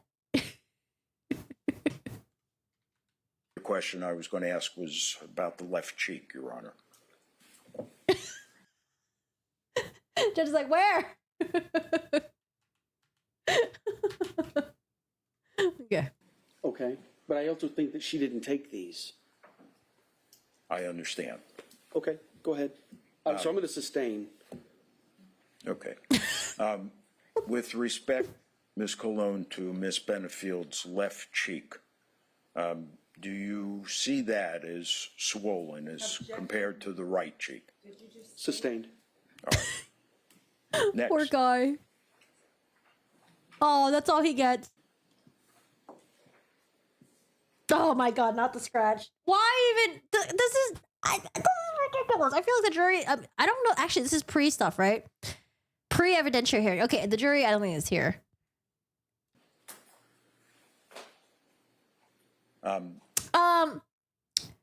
Witness. Can you see that? Can you squint your eyes a little bit and see if there's that scratch right there? Squint your eyes a little bit harder. There's a scratch right there, right? That's a scratch right there, right? Domestic violence, baby. This was a photograph that was taken when? That was the night, the first night. Okay. And this was taken by you? No, that was taken by Megan. By Megan. Are you familiar with this photograph? I am. All right. Does this photograph, it's hard to depict in this exhibit under the Elmo. And again, does it show whether or not? Usually I wait until like the trial happens, there's more information. But the reason why I feel pretty strongly about this is because we've already had a judge that went through all the allegations that she made against her husband for the previous stuff. And the judge called her out saying there was zero evidence. Her expert testimony, the expert witness, BS, didn't look through the records thoroughly, didn't provide any information that was even usable. So that's the reason why I feel pretty strong about this. Usually I'm like, yeah, I'll wait until, there's more evidence, maybe there's stuff, blah, blah, blah. But like here I'm just like, I don't know. And then also reading that motion where she was describing Doug and his stance and the karate chopping, circular motion, blading. I don't know. It was just The scratch. Objection, Judge. Yeah. Where the scratch at, man? I don't see no scratch. Well, I understand, but let him finish the question. I don't know where he's going. It's not uncommon for lawyers to start this way and make a, not wrong turn, but left turn. So I'll go ahead. withdraw the question. Make a wrong turn. Okay, he's going to withdraw the question. Is that what happened? Make a, not wrong turn, but left turn. So I'll go ahead. withdraw the question. Oh, no, ask your question, please, but I don't know where it was going. I understand, but I... The attorney's like, you know what? And the judge's like, no. Ask your dumb questions. Go. I'm just kidding. Also know what the ruling is, so... If it's just to narrate out of concern for the court's time, Yeah, I I understand. mean, and then you can argue that, certainly. I'll be able to argue it too. Absolutely. Yeah, 100%. withdraw. Okay, thank you. Oh, you tried. Redirect? Professor X, you tried. Ms. Conlon, in your many years at the Sheriff's Office, you've responded to... Who's the celebrity that was performing and like some idiot threw a phone at her? Who? Do you guys know who that was? Because that right there, that's a swollen eye. Homicide scenes regularly? Yes. BB? And, Oh, yes, I think is it so. your understanding from your experience that a lot happens prior to your actually getting called out? Yes. BB. And so if you get a call out at 7:37, you can't say how long law enforcement had been on scene prior to your getting there, can you? No. Because in theory, patrol arrives first. Correct. And at some point, there's a determination that there's a homicide before the homicide unit gets called out? Correct. And are you next in line after the homicide? Yes. No way! No way! I'm sorry to yell at the microphone. I'm sorry. Oh my God. Are you serious, Fred? Is this the photo? What? What was the original photo that they had? Hold up a second. Guys. Y'all tell me. This is okay, hold on. Let me compose myself. Okay,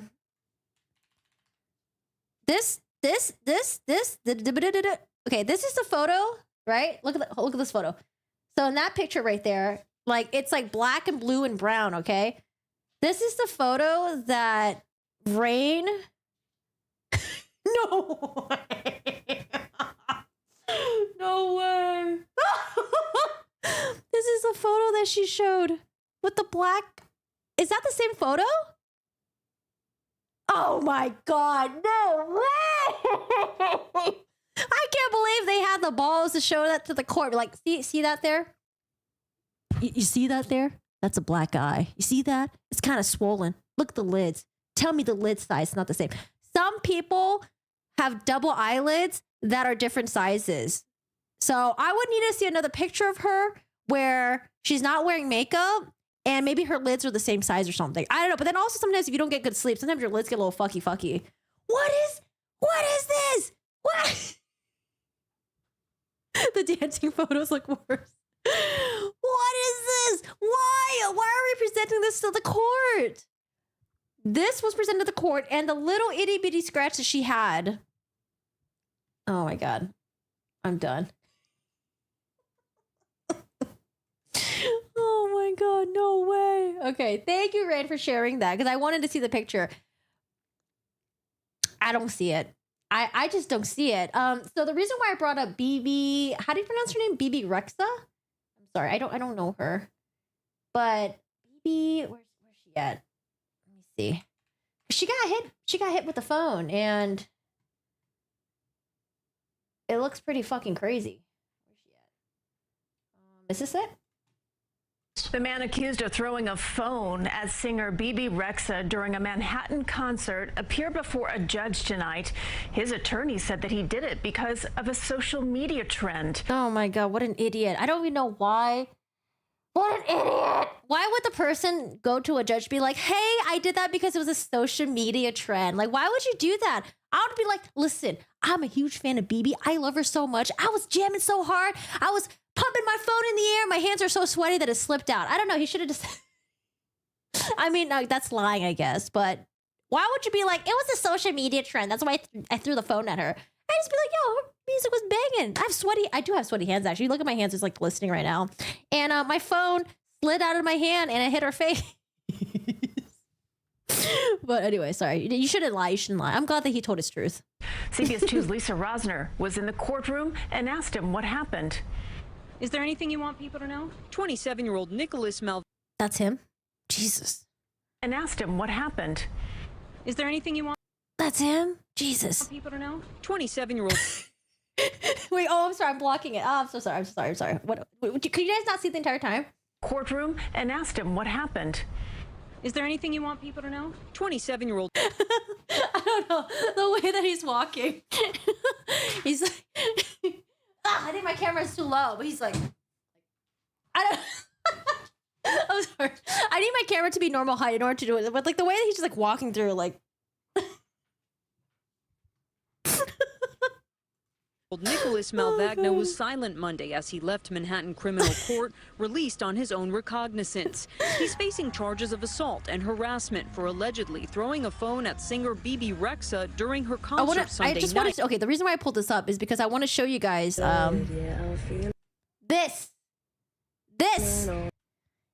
right there. That's what a black eye looks like. Okay, a little purple eye, pink eye, red eye, whatever it's called. But that is what it looks like when you get hit with something. Okay, not whatever this mess is. Her getting punched in the face and she looks like this. What is this nonsense? What is this nonsense? It's like when Age said that she had a broken nose and we're like, huh? She had a broken nose? What? I gotta squint my eyes to see this. I don't have to squint. I'm just like, okay, that looks pretty freaking gnarly. Right. On Instagram, she shared photos. Oof. Yeah, see, there's a cut right there. And at this point, it hasn't, you can see the blackish and the purple, but it hasn't really swollen up that much yet. But of her freshly bruised left eye and a cut near her eyebrow, which required stitches. The criminal complaint says she told an officer she was in substantial pain afterward. The judge issued an order. Look at this guy walking through. That's true, Shelly. You're right. Ice does cure swelling. You are right. Ice cures swelling. It's free. And then if you want to pay some money, then do some Amica cream. Protection against Malvagna, a Manalapan, New Jersey resident. His lawyer, Todd Spodek. Why was the phone thrown? I think this is a common, unfortunate trend. Even the lawyer acknowledges that this guy's an idiot. That's going on, that a lot of concert goers do. A lot of concert goers do. A lot of people do this. They throw their phone. I know people throwing like other stuff maybe, but like throwing your phones, like I've heard of like throwing panties. I don't think he had any intention whatsoever to hurt. Is that actually really a TikTok trend to throw your cell phone? That doesn't even make sense. Cell phones are so expensive nowadays. the singer. In court, Spodek said Malvagna this guy's like demeanor and posture. told an officer this was part of a TikTok trend where a phone is thrown on stage and a celebrity catches it, takes a selfie, and then gives it back. He allegedly said he thought Rexa was looking in his direction. Concertgoer Ross Bernard says Rexa was thanking the crowd for a great show when it happened. He posted videos of the immediate aftermath. It was like a huge bang, and they were She was looking in my direction. Oh my God. Keep an eye on this guy. like, wait, that was something heavy. We did feel like it was very intentional. In the complaint, a civilian claims Malvagna told him I just can't get over the way he just walks through the crowd. He threw some dobbies at a concert once. What are dobbies? Is that another what dobbies? What is the dobbies? Do I dare even look that up? Doobies? Oh, doobies. That's like a joint or something, right? Adele literally warned her crowd to not throw stuff at her or she'll hit back with those t-shirt guns they use. My brother went to go see Adele this past weekend. He said she was really amazing and awesome. So that's why we're in Vegas this past weekend. Weirdos throw stuff at hairstyles all the time. It's got to stop. different reason for throwing the phone. He says security asked who threw the phone, and Malvagna said, I did. And oh my God. You know what? I wonder if he admitted to it because he wanted to be known as the guy that threw the phone at BB Rexa. And now forever, he's going to be immortalized on the internet as such. added, I was trying to see if I could hit her with the phone at the end of the show because it He's 27 years old. Are you serious? Oh my God. This is something you would hear from, like, I don't know. If you're a teenager, I would forgive you, because you're a teenager, you're pretty fucking stupid. You're 27 years old. You're about to be 30. I was trying to see if I could hit her with my phone at the end because of the show, because it would be funny. Like, that seriously? would be funny. The attorney who also represented Anna Delvey denies that his client intended to hurt the singer. We reached out to her. I don't know, man. Phones are pretty heavy. What do you think happens when you throw a phone at a person's face? For comment, but did not hear back. She is scheduled to perform again on Tuesday in Philadelphia. I guess he's got a good aim. Outside Manhattan Criminal Court, Lisa Rosner, CBS I ran out of 2 water. News. When my band played in the 90s, we got bras and panties tossed up on the stage and so many weird marriage proposals. Were the panties clean or did they have some cream in there? I don't know, man. I feel like that would be so nasty. Like people throwing like panties and stuff like that. Like, oh, God. Ah! Who's throwing a 1K phone? Maybe he threw like a Nokia phone or something. Maybe it was like an out-of-date Nokia phone. No comment. Did it still have like the panty liner on there? I'm sorry, we're getting to gross territory. Okay. I mean, play stupid games, win stupid prizes. He deserves a record that he's gonna get. But anyways, yeah. So when I saw that, I was like, okay, I don't have to squint in order to see that she's got like a black eye right there, and it looks swollen and it looks horrible. So I don't know, Ashley Benefield. When you say you have a black eye in that photo, and I got to squint really hard, but then I find out that it looks like your team. It looks like they processed the photo to up the contrast or something to make it look like there's a black eye when there really isn't. And what really messed it up is that they said that it was only on the left side, but I was like, wait, why am I seeing right side? Why is that also black and purple? So I don't know. They need to hire a better Photoshop specialist, I guess. Crusty shorts. Throwing panties is probably worse. Basically a sexual assault. Yeah, I'd be like, oh God, I don't know. That just sounds really gross. All right, do we have anything else besides Ashley Benefield? Ashley Benefield. I got all of her court stuff. When is her trial happening? Oh my God, what is all this? What is all this? 10/16/2023 jury trial.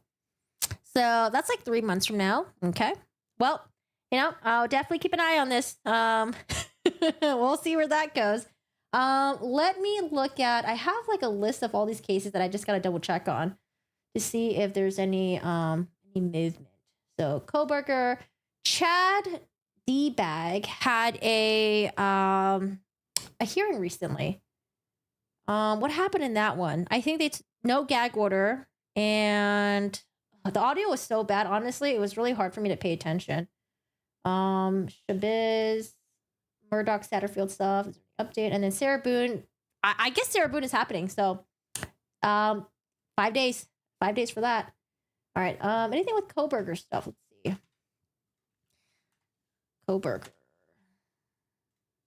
Koberger.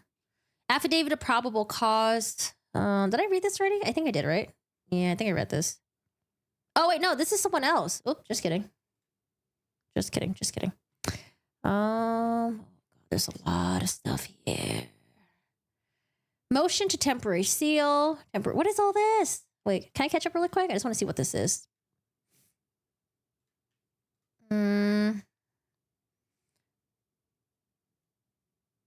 Fair trial. What are we sealing? They're sealing some stuff, right? Okay. And Taylor. What else are we sealing? Temporary seal of order, extending return of evidentiary items, blah, blah, blah. Okay. Motion to seal, temporary seal the stipulation to extend the return of evidentiary items. And some other shit. Okay, don't understand. What's this? Oh, all the motion to compel stuff. Did it go through? They wanted all like the DNA evidence and like the training records or something of like some of the police officers. Cameras. Yeah, the Koberger case is going to be interesting. All right. Koberger stuff. Who else is there? Clerkmont, Wisconsin. Who's in Wisconsin again? Oh. Idaho. Ooh. I don't know. We'll keep an eye on it. All right, guys. We have 2 things happening this month. Shabiz and the Boone. The Biz and the Boone. The Biz and the Boone. Hi, Corgi. Hi, Sal. What's up? How are you doing today? Another infusion. What's another fusion? What's going on? You were at that Elton John concert that was hit by a hash pipe thrown from the upper arena. Oh. I used to take foot-long doobies to concerts and shove them on the ground. A foot long? Took an hour and 10 minutes to smoke one. If you're going to throw anything, blow up beach balls are the best. He thought the phone was a feather when he threw it, maybe. Those crazy Cheech and Chong days of the 70s. Lol. I wonder if Ashley bought the same makeup that AH did. I feel like she didn't even try. She didn't even make an attempt. Because at least with AH, it was like a little bit of pink, right? But I didn't even see anything. I don't even know why she would even... I don't know. Did she not watch like the Johnny Depp AH trial stuff? Like, oh, you know what? Probably not, because she was sitting in jail. So I don't know. Maybe you would think her legal team did, though. I pray you have a speedy recovery. Is someone getting surgery right now? I wish you speedy recovery as well. Sorry, I think you got lost somewhere in the chat. All right, guys, I'm gonna pop out. I gotta go walk my dogs and I gotta eat my lunch and stuff like that. But thank you for hanging out. Let's see. Should I stream on Twitch today? I might stream on Twitch. I think I am. I'm gonna stream on Twitch. We're gonna watch some true crime stuff actually today. So if you want to stop by, hop on in. I'm gonna play some games, watch some true crime stuff. I'm gonna probably start like in maybe 45 minutes. So feel free to pop in if you guys like. I know it's a late lunch. I know. I wasn't gonna stream for this long, but you know the karate chopping, blading, circular motion really sucked me in. But guys, yeah, thank you so much for hanging out. Let me think. Follow my Instagram. I'm gonna make a Thread account. I don't know what Thread is yet, but I don't know. I'm gonna make a Thread account. We'll see what it is. Might be a dog shit site, and I might not even use it. But yeah. Vlogs are up from Japan. I have one more vlog that's coming out from Yokohama. Keep an eye out for that if you want to watch it. And then other than that, yeah, pop in if you guys want to hang out with me on Twitch. I play video games on there, and then we're gonna watch some true crime. I don't know. I've been sucked into Forensic Files, but I don't know. We'll see. There's a lot of like cases that I add to my watch later list. So if you guys want to come and hang out, feel free. And other than that, thanks for being here. I appreciate you guys lurking in the chat. Thank you for chatting with me. Thanks for keeping me busy. I appreciate you guys, and I will see you guys later. Okay, hope you guys had fun. And oh my god, today's Thursday. Sorry, I didn't stream because I went to Vegas for a couple of days, and then we went to Vegas, and then yeah, I mean that's pretty much it. We went to Vegas. It was so hot. for those of you guys that live in Vegas, I don't know how you guys do it, man. Like, I don't know. Like, the no state income tax is great. You know, houses that are cheaper. Although I don't know if houses are even cheaper now in Vegas. I feel like everyone's like moving there and stuff and like trying to like, do Airbnbs and stuff there. But I don't know how you guys do it in Vegas. It's just so hot. I was just dying. I was just, it was just so hot. I don't even know. You would just go outside and just like, like, you would just burn up. Like, you know, and I guess what, SpongeBob. Oh, thank you for the lurk. I appreciate it. But like, you know, when SpongeBob goes to like Sandy's dome, he's like, Sandy, water. Like, that's how I felt in Vegas. I don't know. I was like, I'm naturally a dry person too. My skin was completely dry. My nose was all messed up. The eczema was flaring. The trick is you don't go outside. Well, we had to go outside because I had to walk my dogs, and we had to be really strategic about walking my dogs like early in the morning after the sun is like down on the grass, and then we had to carry them if there was gonna be concrete because the ground was too freaking hot. I don't know how you guys do it, man. It's freaking wild. Arizona. Oh, I love Arizona though. Arizona's nice. It's actually like, I don't know. We were in Chandler in Arizona. It's a very nice neighborhood there. But the Airbnb rules in Arizona are so fucking crazy. They're like, it's like you're not allowed to touch the thermostat. If you do though, you can only change it by like 2 degrees. And then like you have to like get permission, and then they monitor you because like they don't want people going to the Airbnb in Arizona and blasting the AC and stuff like that. Because the bill there's like really high, especially during peak season. I don't know. When I went to Airbnb in Arizona, there were so many rules. Oh my God. And then like, I'm usually a very clean person. Like, I even vacuumed afterwards. Okay. And I like tidied everything up, and the guy still fucking complained. It was so annoying.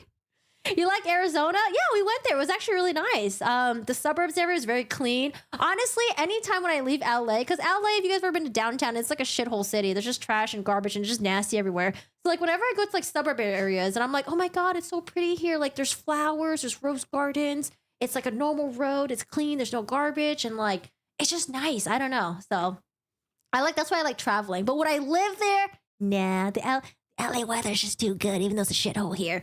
But weather, it's too good, and food is just too good here. But I don't know. Where else is there where there's nice weather? Because when I came back from not Texas, when I came back from, oh no, my sister lives in Texas. And then the week that Dennis went to Texas, it was like 110 degrees. So I don't know. I've always entertained trying to live in like other states and stuff like that. But I don't know. The weather's just so good here.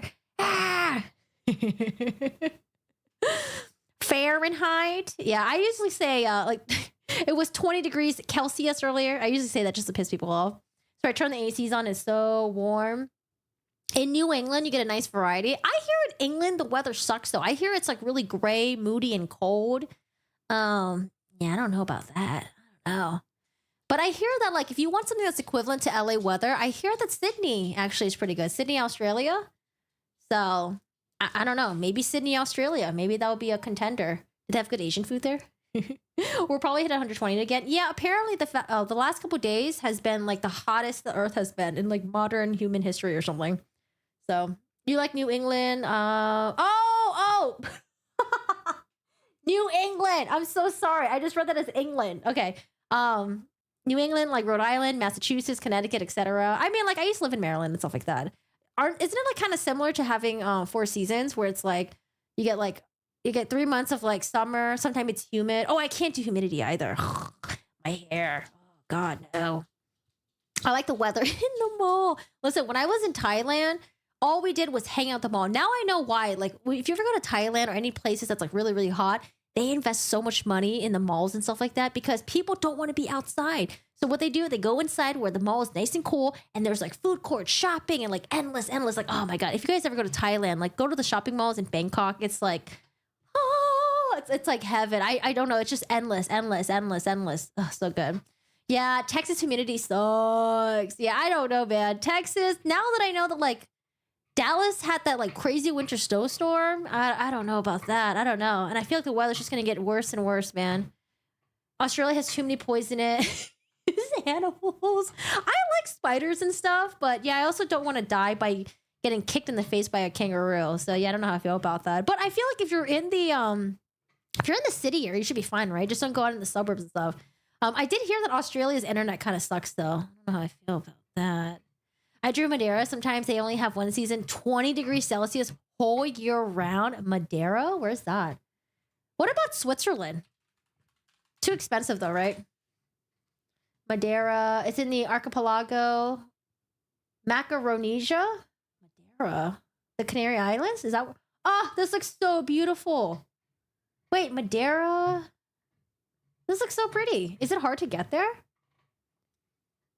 I don't know. I've always wanted to go to like those really pretty areas where it's like super beautiful oceans and stuff, but it's like like the French Polynesian area. It's like, I don't know. I heard it's like 30 plus hours to get there. Portuguese island near Africa. Amsterdam. Oh, pretty nice weather, you think? I heard Amsterdam got rid of the red light district. We were planning on going there. I was like, oh yeah, let's go check out the red light district. Let's just walk around and see. But like, I heard they like got rid of it or something. Our electric bill in the summer is flipping crazy. Dude, I've been so... we actually have like a time slot where we can do laundry. So weekend, you could do laundry all day for the cheapest rate.